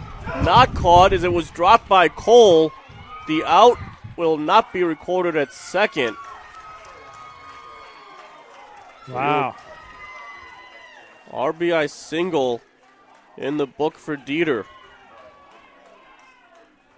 Yeah, that was hard hit and a great play by Cole to get to the ball. And it looked like he caught it when he hit the ground. It came out. And right away the second base umpire called it a single. And we're going to get possibly end of the day for Otero. We'll get a visit and looks down there, looks again. There's the signal. 5+ for Dieter. We'll give you his line, tell you about the new right-hander for the Eagles when we come back on the Central Methodist Digital Network. When a lot of people think of the NAIA, they think, oh, the talent level is less. The talent level is not as great. That is just not true. You know, there's some great athletes out here that maybe didn't have the size or the athletic ability to play at D1 or D2, but the talent level out here is tremendous. If I could give anybody advice or pitch that to anybody, I'd say give the NAIA a chance. It's a great place to play.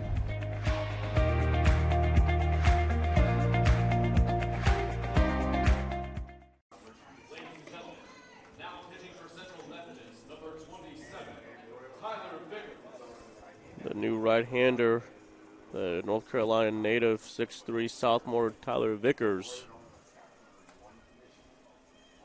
I have, at this point anyway, Otero 5 innings pitched, 6 hits, 2 runs, but he's got a couple runners on base that if they score will be charged to him. No walks and 2 strikeouts. Vickers, 4.35 ERA, 20 2/3 innings, 20 strikeouts, 6 walks, 2-0 record for the right-hander. And he did pitch an inning on Tuesday. Gave up 2 hits, 1 run, no strikeouts, no walks.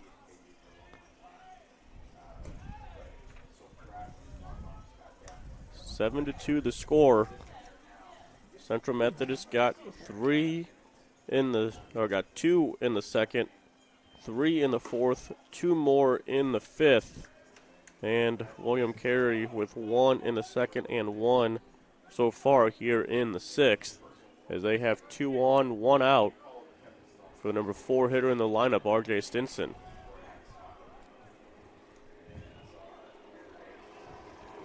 Then you mentioned the 6 hits that the starter Otero gave up in those 5 innings. Those 6 hits came in only 2 innings, and that's been both innings where the Crusaders were able to get a run. 3 hits allowed in the second, 3 hits allowed here in the sixth.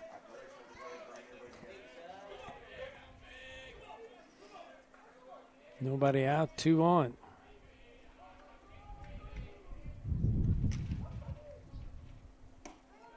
First pitch from Vickers is in there for a called strike.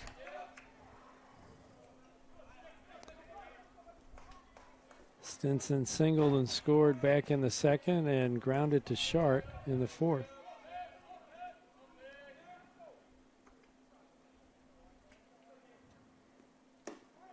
Check swing will be a ball. McKay, I think asking the umpire about that.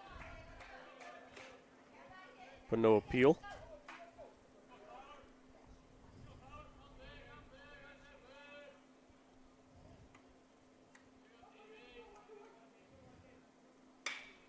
Popped up. Into shallow right. Martinez in and will make the play towards the line for the first out. Yeah, both base runners stayed, hoping to tag, but too shallow to advance even from second. Brings it in Magruder O'Bannon.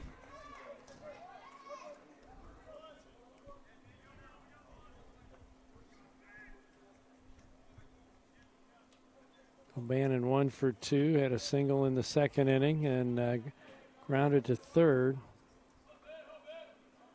in the fourth.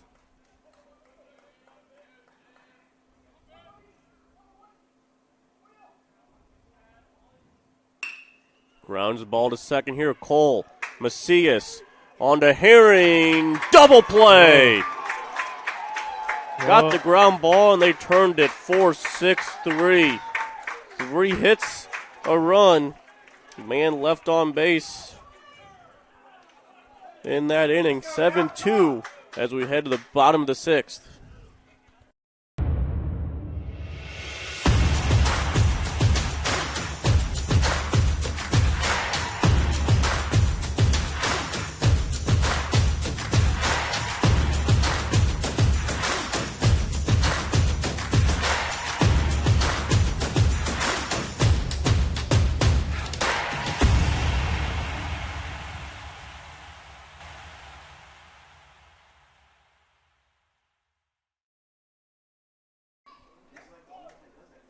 Looked like it could have been a big inning for the Crusaders, just like we thought it could be in the second. But in the second, there ended up being a caught stealing. And in this one, there was a big double play turned. And that was a close play at first base, but obviously out. And, that double play has helped each side now. As big double play back in the first inning. And now this one here for Central Methodist. First inning, it was William Carey that got out of the bases loaded jam with the double play.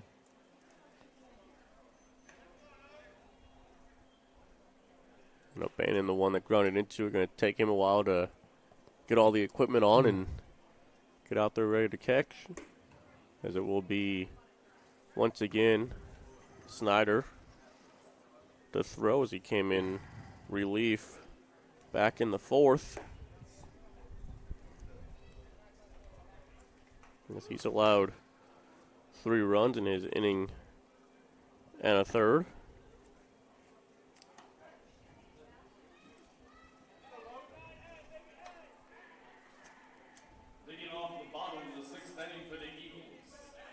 Logan Herring will lead things off for the Eagles here in the 6th.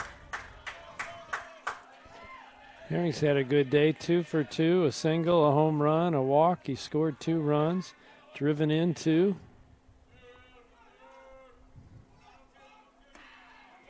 That one tails outside.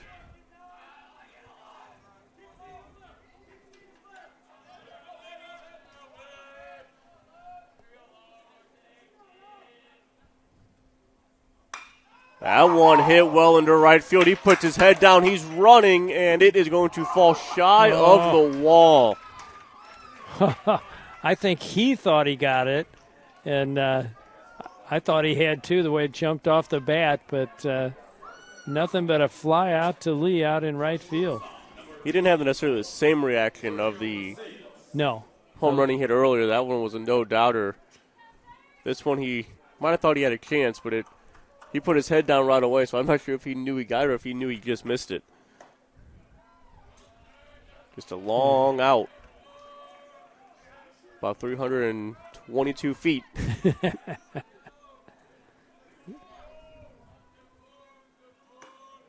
Brings in Sergio Macias. He's got a big 3-run double back in the 4th as he put it into left center.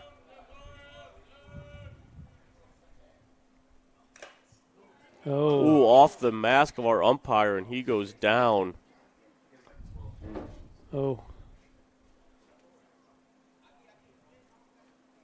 Everyone running out of the dugout to check on him.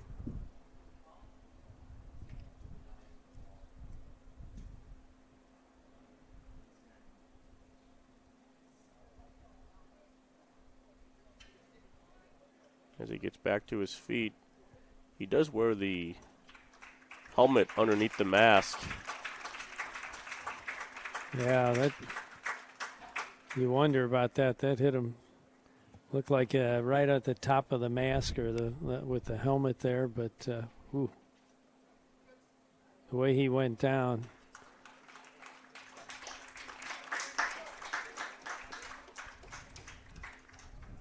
And you figure the pitcher is pitching someplace. If he's throwing a fastball, he's in the 80s. That foul ball doesn't take much off of that speed, so you're getting hit in the head with something coming at you about 80, 85 miles an hour. Let's see his ass feels okay. I think the umpire pointed, I'll hit it that way. Yeah, please hit it out that way. Woo! A little scary moment there.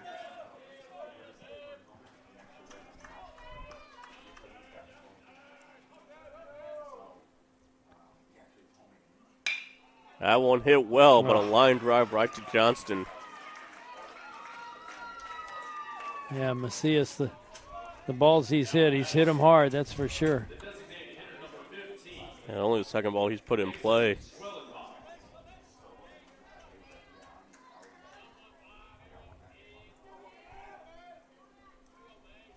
Brings in Schwellenbach 0 for 3. Hit into a double play, flew out to right, struck out. Swings through that one. You say that last strikeout on the third strike, it was a feeble swing. This was a much better swing here.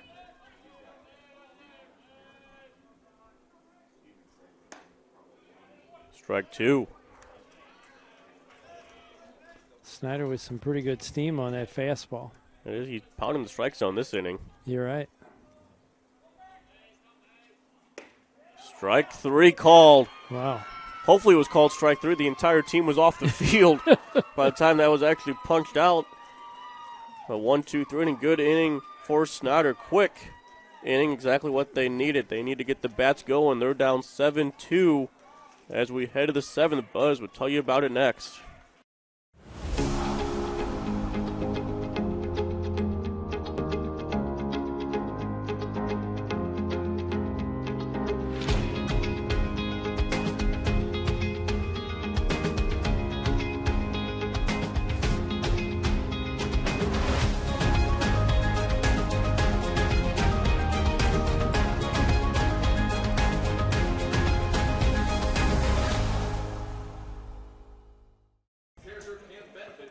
Welcome back. We're going to the top of the 7th inning as the William Carey Crusaders come to the plate. They trail 7-2 to the Central Methodist Eagles, and back on the mound after a relief visit last inning will be Tyler Vickers, and he will face Jake Lissette, Jordan Zush, and Tyler Richey.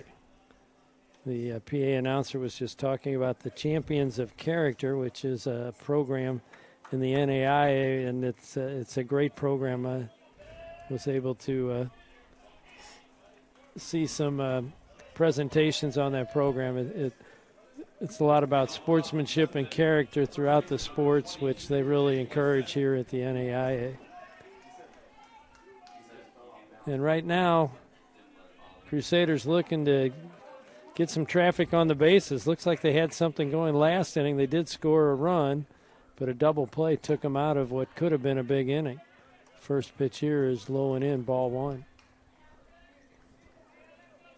Jake Lissette 0 for 2, popped up to the shortstop, grounded out to the second baseman. Takes another pitch low and in. Looks down to his third base coach, who says, let's go, get on base. He didn't get on base.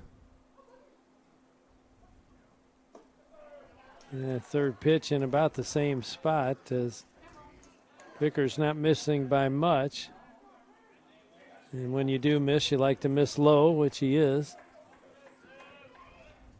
See if he can bring a strike in here on 3-0. I'm going to guess Lissette will be taking.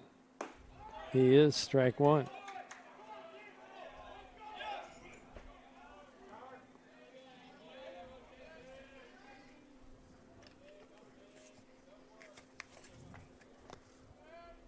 Lefty rests the bat on his shoulder, now ready to hit. Ball 4 in that same spot, so get that leadoff runner on and your chances go up to score at least that run.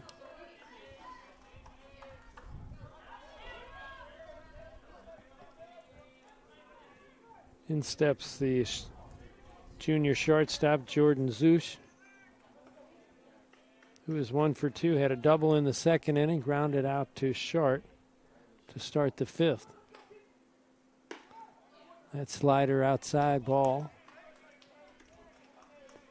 Yeah, that thing obviously going outside and kind of being up a little bit. McKay almost used it as a pick out as he quickly out of his crouch to either throw down to see if he can get the runner too far off the bag.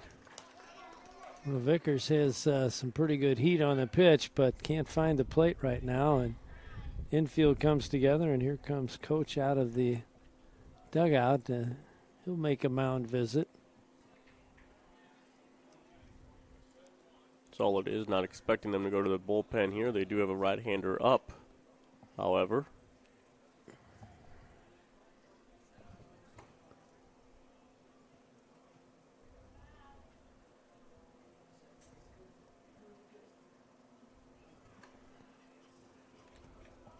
See if we can, that could be number 31, Bo Atkins, warming up down there. He's a 6'2" junior, right-handed pitcher, but he just started his warm-up tosses, and Vickers has only faced 3 hitters so far. He got Stinson to fly out to right and then got the double play off the bat of O'Bannon.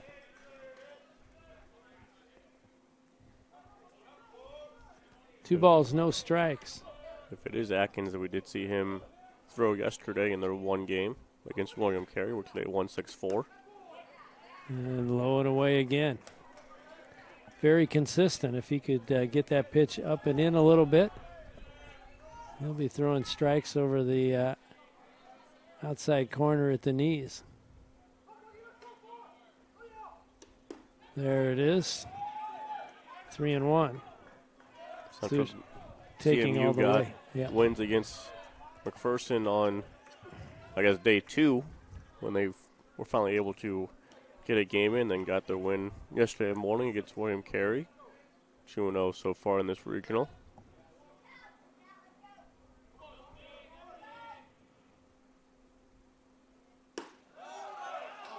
Strike. And Zush just figured it out after he's 3/4 of the way down the line.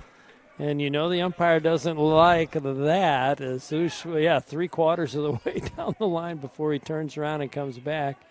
It is a full count. 3-2. Nobody out. Lissette on first. See if he'll be running with the pitch. We've already seen McKay gun down one runner. Yeah, maybe not here, especially down by so much. Let's see. He is not going. Grounder hit towards Shart. Backhand, throw to second. They get the out there. Not going to get the play at first. Zush is much too fast. Can't slide over the bag. And get the force play at second on a nice play by Macias on the backhand. Quick flip over to Cole. Cole really had no chance to get Zush at first base. As we have a fan yelling from right below us, but there's no chance of even wanting to turn that. Right, and really the runner did slide into the base and then started to stand up. I think that's what. Where that ball was hit with a high hopper, you're glad just to get one out of that. Right. It was a nice play by Macias just to get that out. Vickers with a hard slider there off the plate. Ball one. It is Ty Roche at the plate. He's grounded to Shart, grounded to second in his two previous at-bats. That one slides through the legs of McKay, only about a foot behind him, so no advancement there. Might be a little lucky he didn't kick that ball. Yeah. Just kind of swung that right leg back to see if he can find it. He kind of put that foot right over it.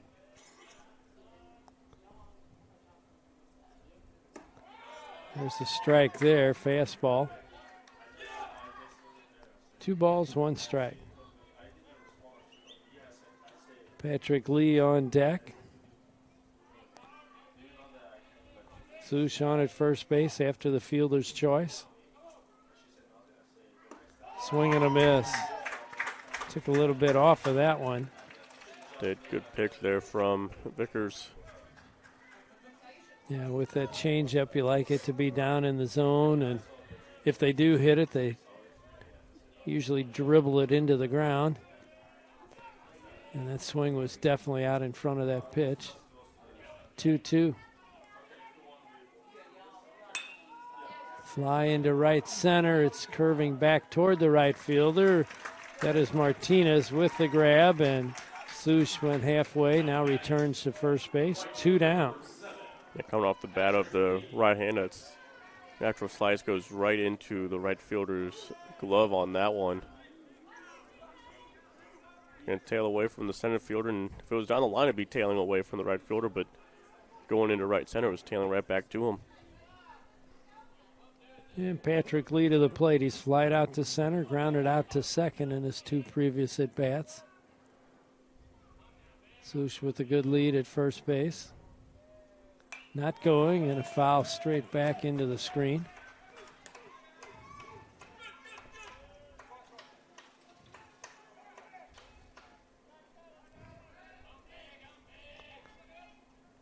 Outfield straight away.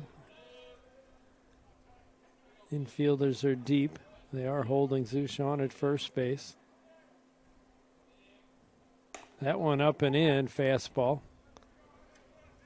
It was head high.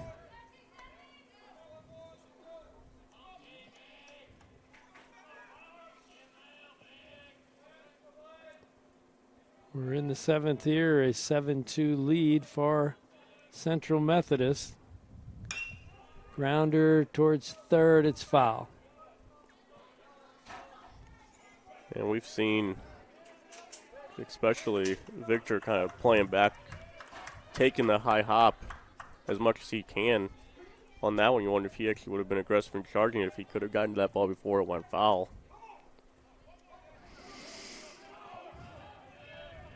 Although maybe you don't want to try and throw out Lee. 1 ball, 2 strikes. Lee fouls another.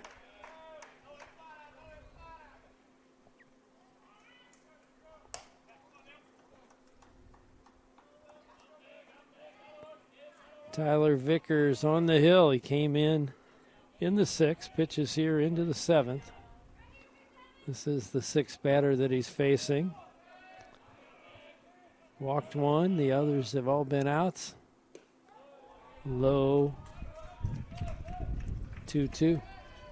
Including a double play turned in that time that he's been on the mound. Yeah, he came in with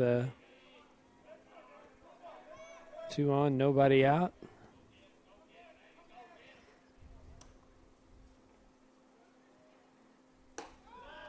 Oh, that breaking pitch stays high, and we've got a full count here with 2 away. Zeus will be going. It looks like they will not hold him on. Let him get his good lead and a running lead. Even with the right-hander, get Herring back in a better defensive position.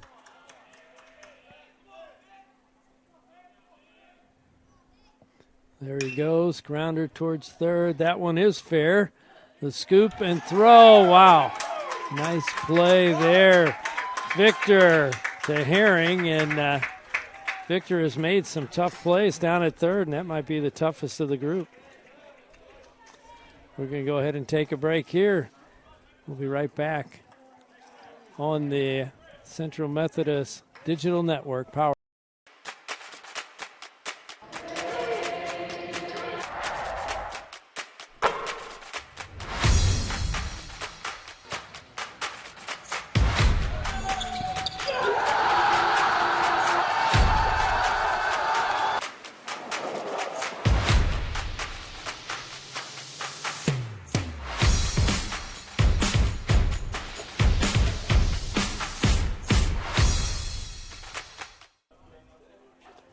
John Snyder returns to the bump as he came in back in the 4th inning and continues to throw here for William Carey. This inning he'll be facing Logan McDonald, Adrian Martinez, and Max McKay. Back in the 5th, those 3 combined for 2 runs that up the lead and put it where it is right now. It's 7-2. A Central Methodist win here will advance them to the World Series in Idaho this weekend. Should William Carey come back and win this one, they'll force a second game today, and the winner of that would advance. McDonald is 1 for 2. He's singled and scored, walked, and has flied to center. Ball 1 low and away.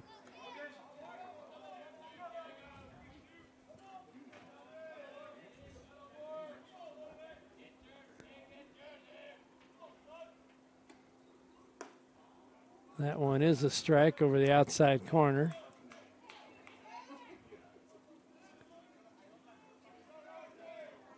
Corner outfielders deep, everybody straight away, infield and out. Grounder towards third, nice grab by Richey. Scoop that up, good throw to first to complete the put out.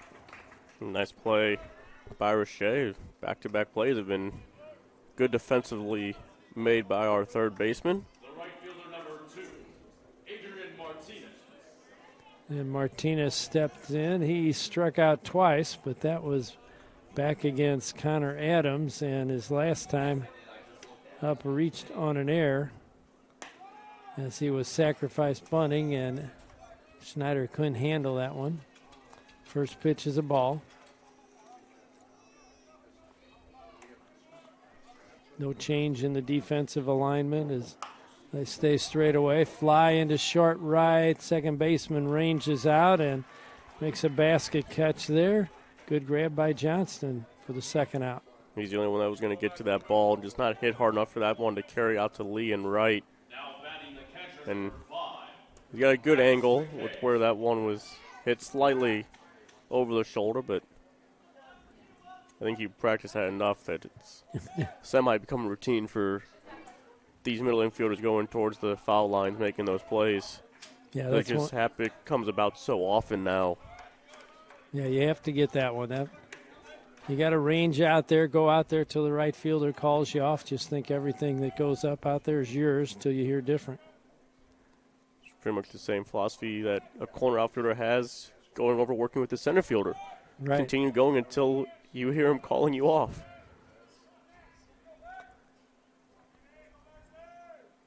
Oh, inside as McKay skips out of the way of that one.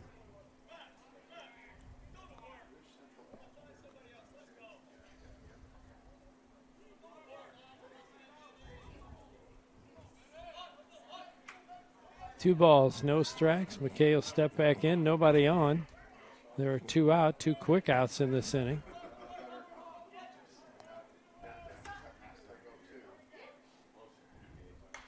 That one fouled back over the stands right here at Carshield Field.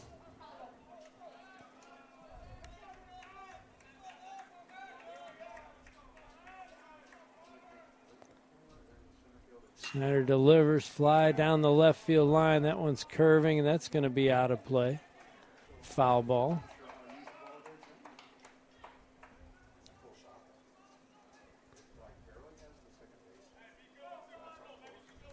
And McKay will return to the plate as he was all the way down to first base by the time that one went out of play. 2 balls, 2 strikes, 2 outs, nobody on here. A 7-2 lead in the top of the 7th inning. Or bottom of the inning is fouled back again. And McKay's getting his hacks.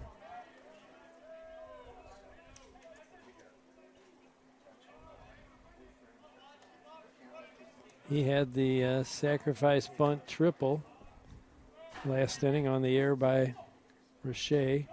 Throwing air, this one low and in. Full count here. Should he get on? Devin Garcia is in the on-deck circle.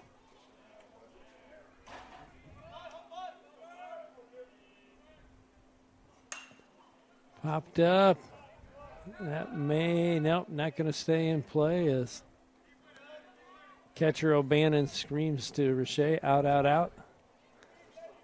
So he doesn't run himself into the low wall down there. I noticed that yesterday, that O'Bannon very vocal on pop-ups. We saw a couple times in their second game yesterday, fly balls to Lee and Wright in foul territory. This one may stay in now. Nope, not quite. About 3 rows deep, and that's funny you mentioned it, and you could see there O'Bannon went all the way. He had no play on the ball, but he ran all the way over to the screen to help his third baseman out and let him know if he had some room, whether it was going to stay in play or not. And on the ones yesterday, we've mentioned all that foul territory. He's yelling right away out to right field, "You got room." Yeah. And we just said it there. He fouled all the way and saying he's got room, and then it got to the nope. Oh, ball 4 just outside, and McKay flips the bat and heads down to first base. He's on with 2 outs, and Garcia to the plate. And Davis, courtesy running again. So Davis will. Garcia has grounded to second twice and flied out to center field. His only at bat against Snyder, he grounded to second.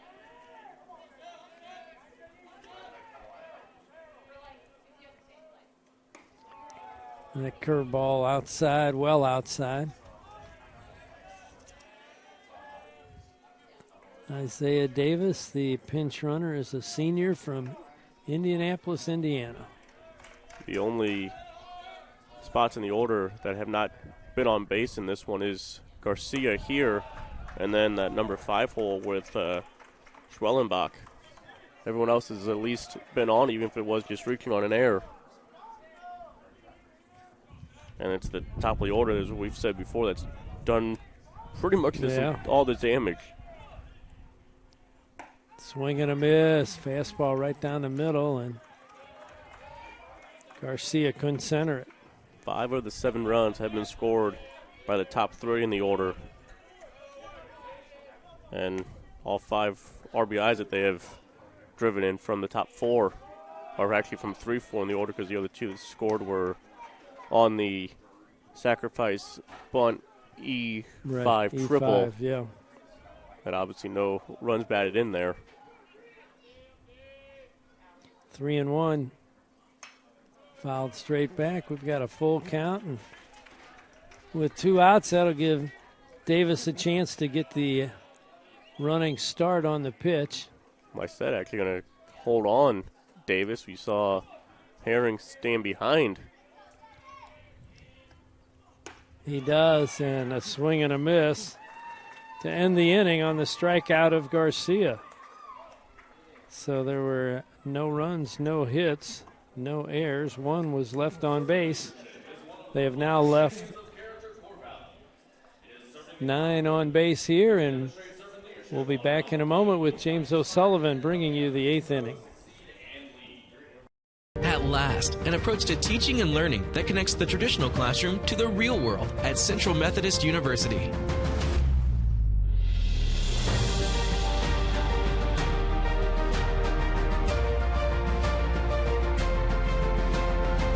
Now you can learn the way you live and the way you'll work with the new Digital U, available only on the campus of CMU.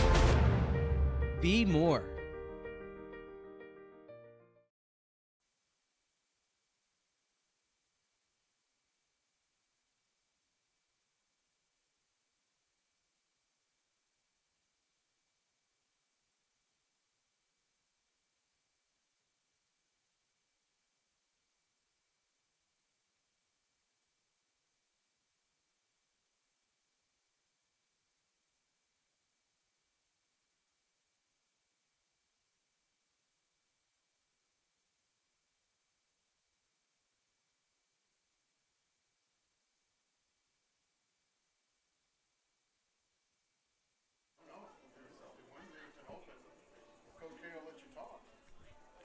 New right-hander on the mound. I believe it is Bo Atkins out there on the mound.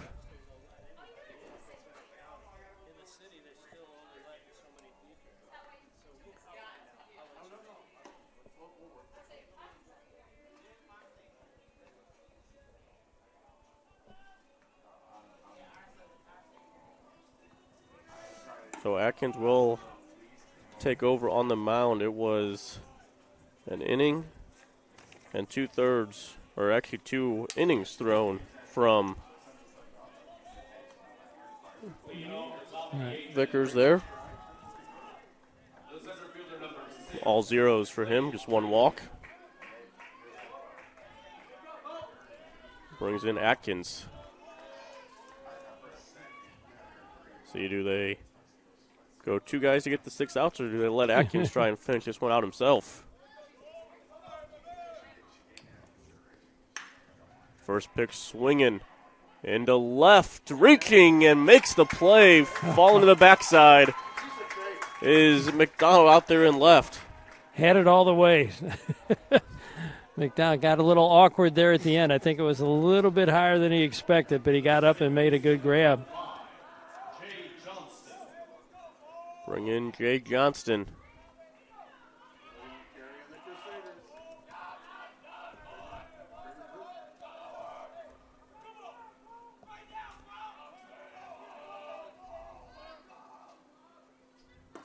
First pitch taken for a strike.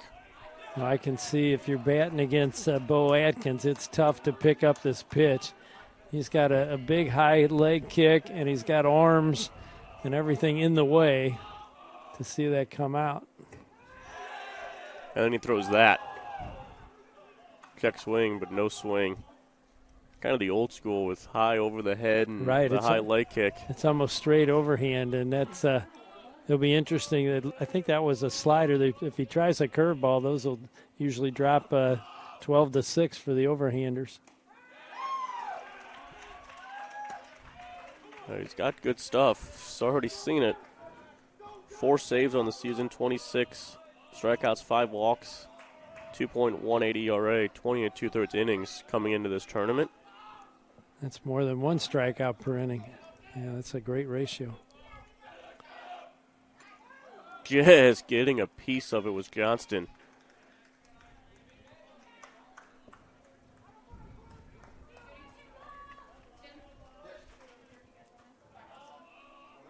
Atkins went 2/3 in the game yesterday. That he got them out of the 7th.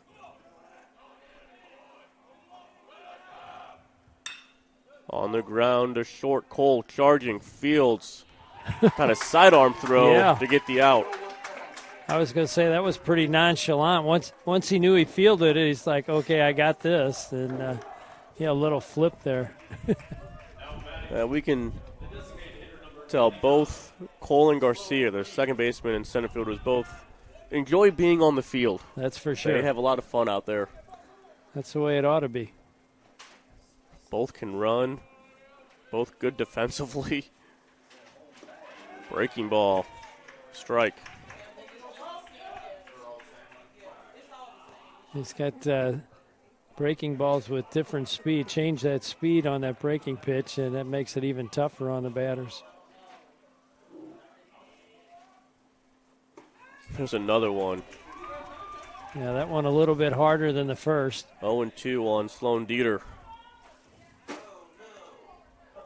They've pretty well bottled up Dieter. He's 1 for 3 with a couple strikeouts.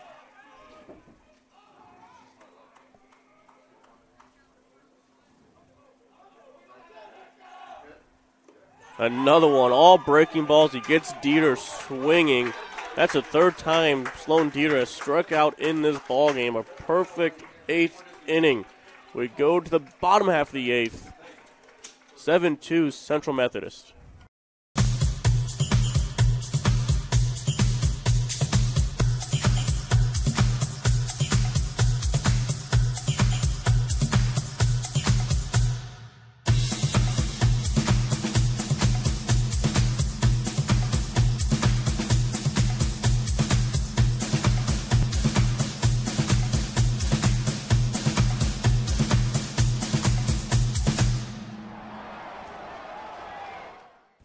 Top of the order for the Eagles here, up 7-2.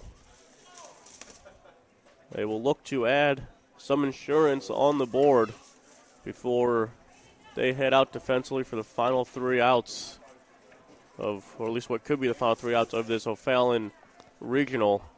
And it will be a historic day for the Heart of America Athletic Conference if they can get the outs and advance.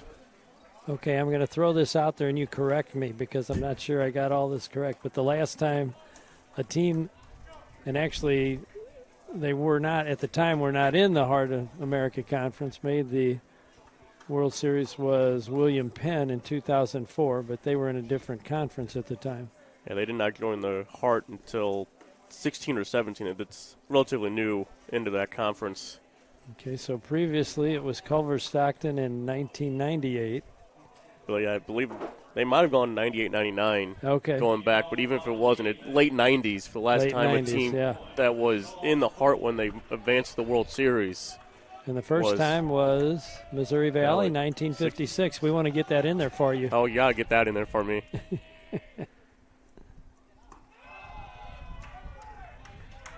Honestly, can say I did not know that. There you go. And everybody knows you're a Missouri Valley grad, so that's why we had to mention let's throw that out there on the Central Methodist Network. No, Thanks. Sorry about that.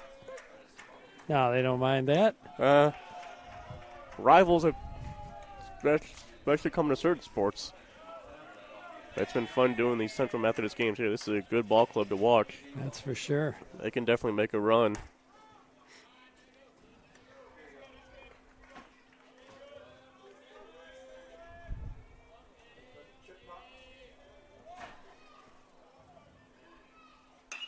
And on the fist, that's shallow right field, going back and making the play. Johnston making the play to rob Cole of what would have been his third hit. Yeah, nice play there. It had to leave his feet at the last second, but again, reminiscent of a previous play. Second baseman go out till you're called off, and the right fielder, that's lead, wasn't near it, so he wasn't going to call him off. It's all the second baseman's ball till he hears differently. We have seen some defensive gems in this game. For sure.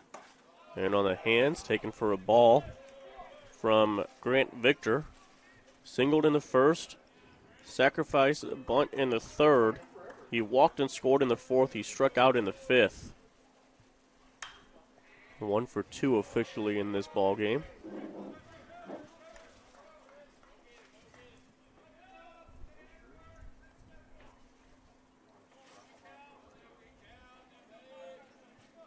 Six hits have come from the top 4 in the Central Methodist lineup.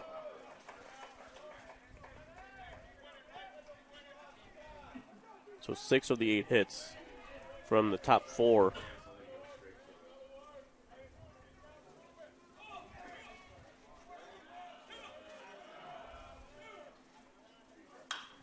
On the ground, picked at third, and on the run, picked on the other end as well.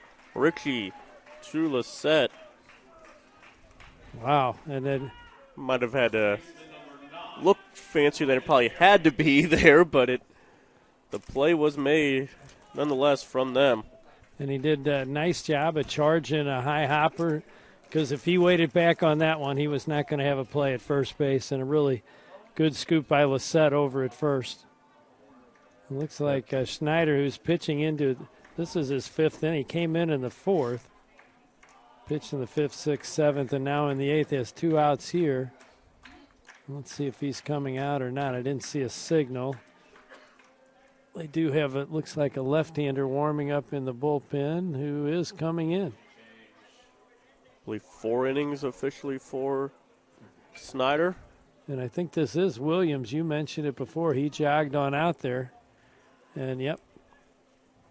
Not sure we have any stats on Williams pitching. I don't know if we do on Williams or not, but we'll definitely add up the totals for Snyder, who has pitched well in this game as he leaves to a nice ovation from his teammates and the William Carey fans. We'll be back on the Central Methodist Digital Network.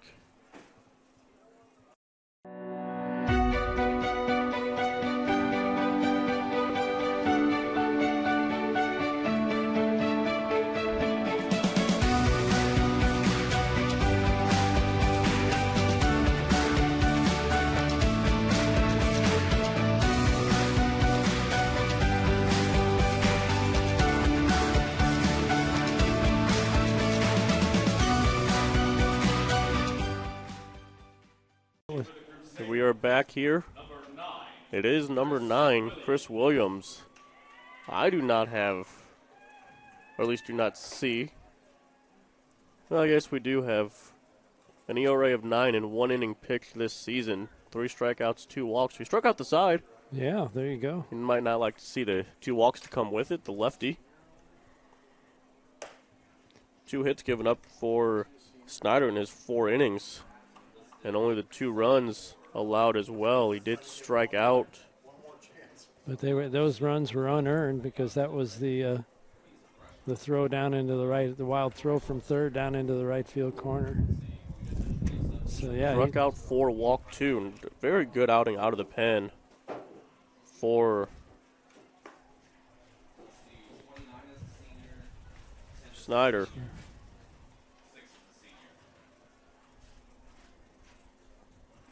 I gave up 3 runs because the first man he faced was Herring, which he walked, and that guy did come around to score, so 3 runs. You're right. Given up.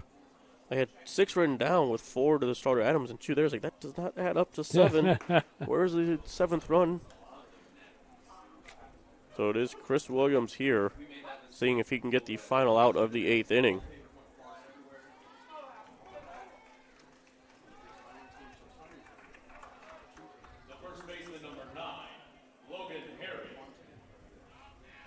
Well, nice coming in with nobody on anyway. Sophomore Williams. So they've gone 2 freshmen and now a sophomore on the mound in this game.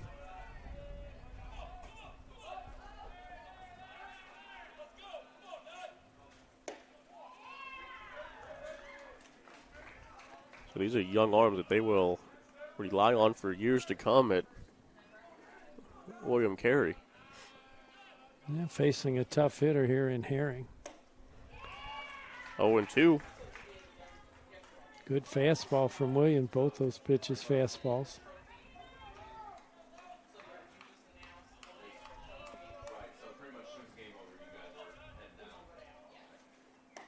And he's swinging a miss. He gets him swinging. A good batter face there for Williams. Head to the ninth. 3 outs away for the Eagles. They're running out in the field. They're excited to see if they can close this one out and head to the World Series. Find out if they can after this, as Buzz will tell you about it on the Central Methodist Digital Network. How do you make traditional education more effective for today's job market?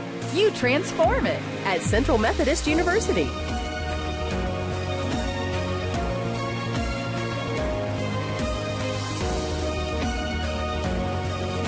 Now the only limit to your education is your imagination. The new Digital U, available only on the campus of CMU. Be more. Bo Atkins will try to finish this one out, and he will be facing 4, 5, and 6. That would be R.J. Stinson, Magruder O'Bannon, and Jake Lissette, unless we have some pinch hitters come in here. He's trying to protect a 7-2 lead here in the top of the 9th inning and advance the Eagles on to the World Series in Idaho. And we will remind everybody to stick with us after the game. We'll have the trophy presentation for the O'Fallon region here. 9 different regions. The winners head to the World Series.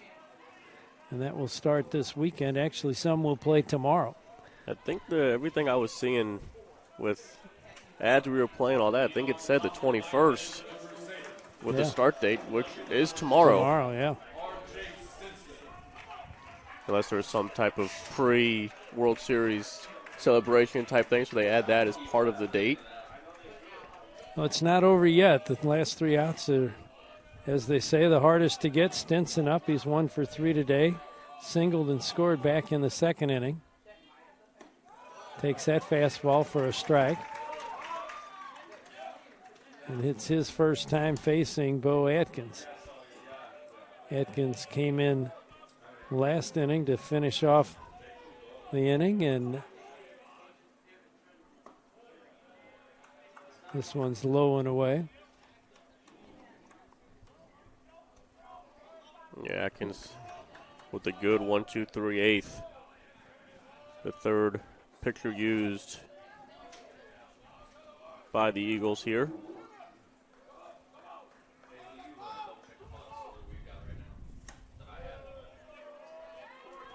They got 5 good, strong innings from Otero, and Vickers with 2 good innings, and Atkins trying to do the same with 2 good innings.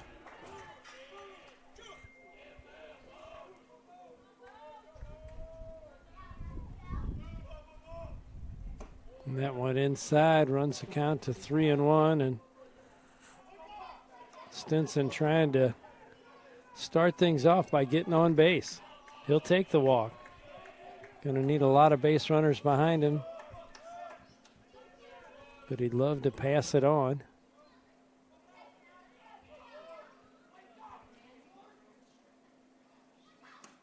Oh, swing and a miss on a slider that slid off the plate, but Stinson went after it. I think he envisioned a fastball there. You wonder how many times Atkins has been asked to go multiple innings. This is the team's 52nd game. He's only thrown 21 innings. So probably not asked to go multiple innings very often. That strike's popped up, or actually into right field, coming in and making the basket catch. There is a slight collision out there, but Martinez had it well before they ran into each other, so first out. And that was a major league fly ball well up in the air. A long run for Martinez out and right. And it's kind of what we were saying earlier, that second baseman going back until he gets called off. Cole kept going back on it. Yeah, we've had quite a few, especially late in the game here, balls that are in between the second baseman and the right fielder. There's a fly out to left, and making that grab is McDonald, the second out. And the Eagles need one more to finish that out. Jake Lysette steps in. Jake is 0 for 2 as he walked back in the 7th inning, was forced out at second base. Grounded to second and popped up to the shortstop in his 3 previous at-bats. Crowds at plate with that back foot, has the open stance. Takes a strike here on a fastball from Bo Atkins.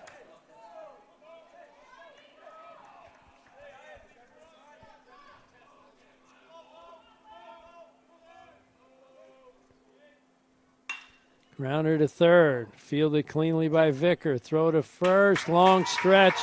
Herring, they get the out, and here comes the bench out to the mound to celebrate. And we get the hopping up and down, and now the pile up. And the Central Methodist Crusaders enjoy this victory as the coaches shake hands at home plate. Congratulations to both teams on an excellent year and finishing that thing out. Now Central Methodist will advance to the World Series, and Otero was the winning pitcher as he pitched the first 5. And William Carey had to play a couple extra games to get here, but they had battled their way through. And this was the 1 and 2 seeds coming into this region, so not surprised that they were the ones to battle it out here on this final day of the regional. And the number 1 seed wins 3 games, is the fewest you could possibly play, and they advance. And I think that ups our record to 49-6 now. It would be 49-6. That's quite a year. Conference championship. So the opening round championship trophy will be presented here. Presenting the trophy is Central Methodist University's Vice President for Student Life and Athletics, Natasha Wilson. Natasha Wilson, the Vice President of Student Life and Athletics from Central Methodist, will present that to the team. It looks like Herring. That is Herring. Logan Herring. So first time really since 1999 that the Heart of America are sending someone to the World Series, and they are quite the team and definitely could go far in that World Series. Definitely would not be surprised at all if they go far in that. They certainly deserve it. They have had a great season to this point.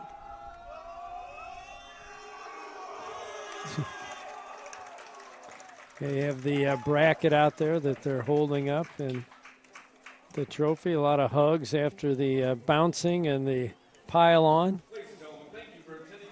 Congratulations to them, and I want to congratulate everybody from Central Methodist University who hosted the tournament here at Carshield Field, and well run, and they had the obstacles of the rain to the first 3 days to contend with, and got their games in and on time so that they can head out to the World Series now. So along the way,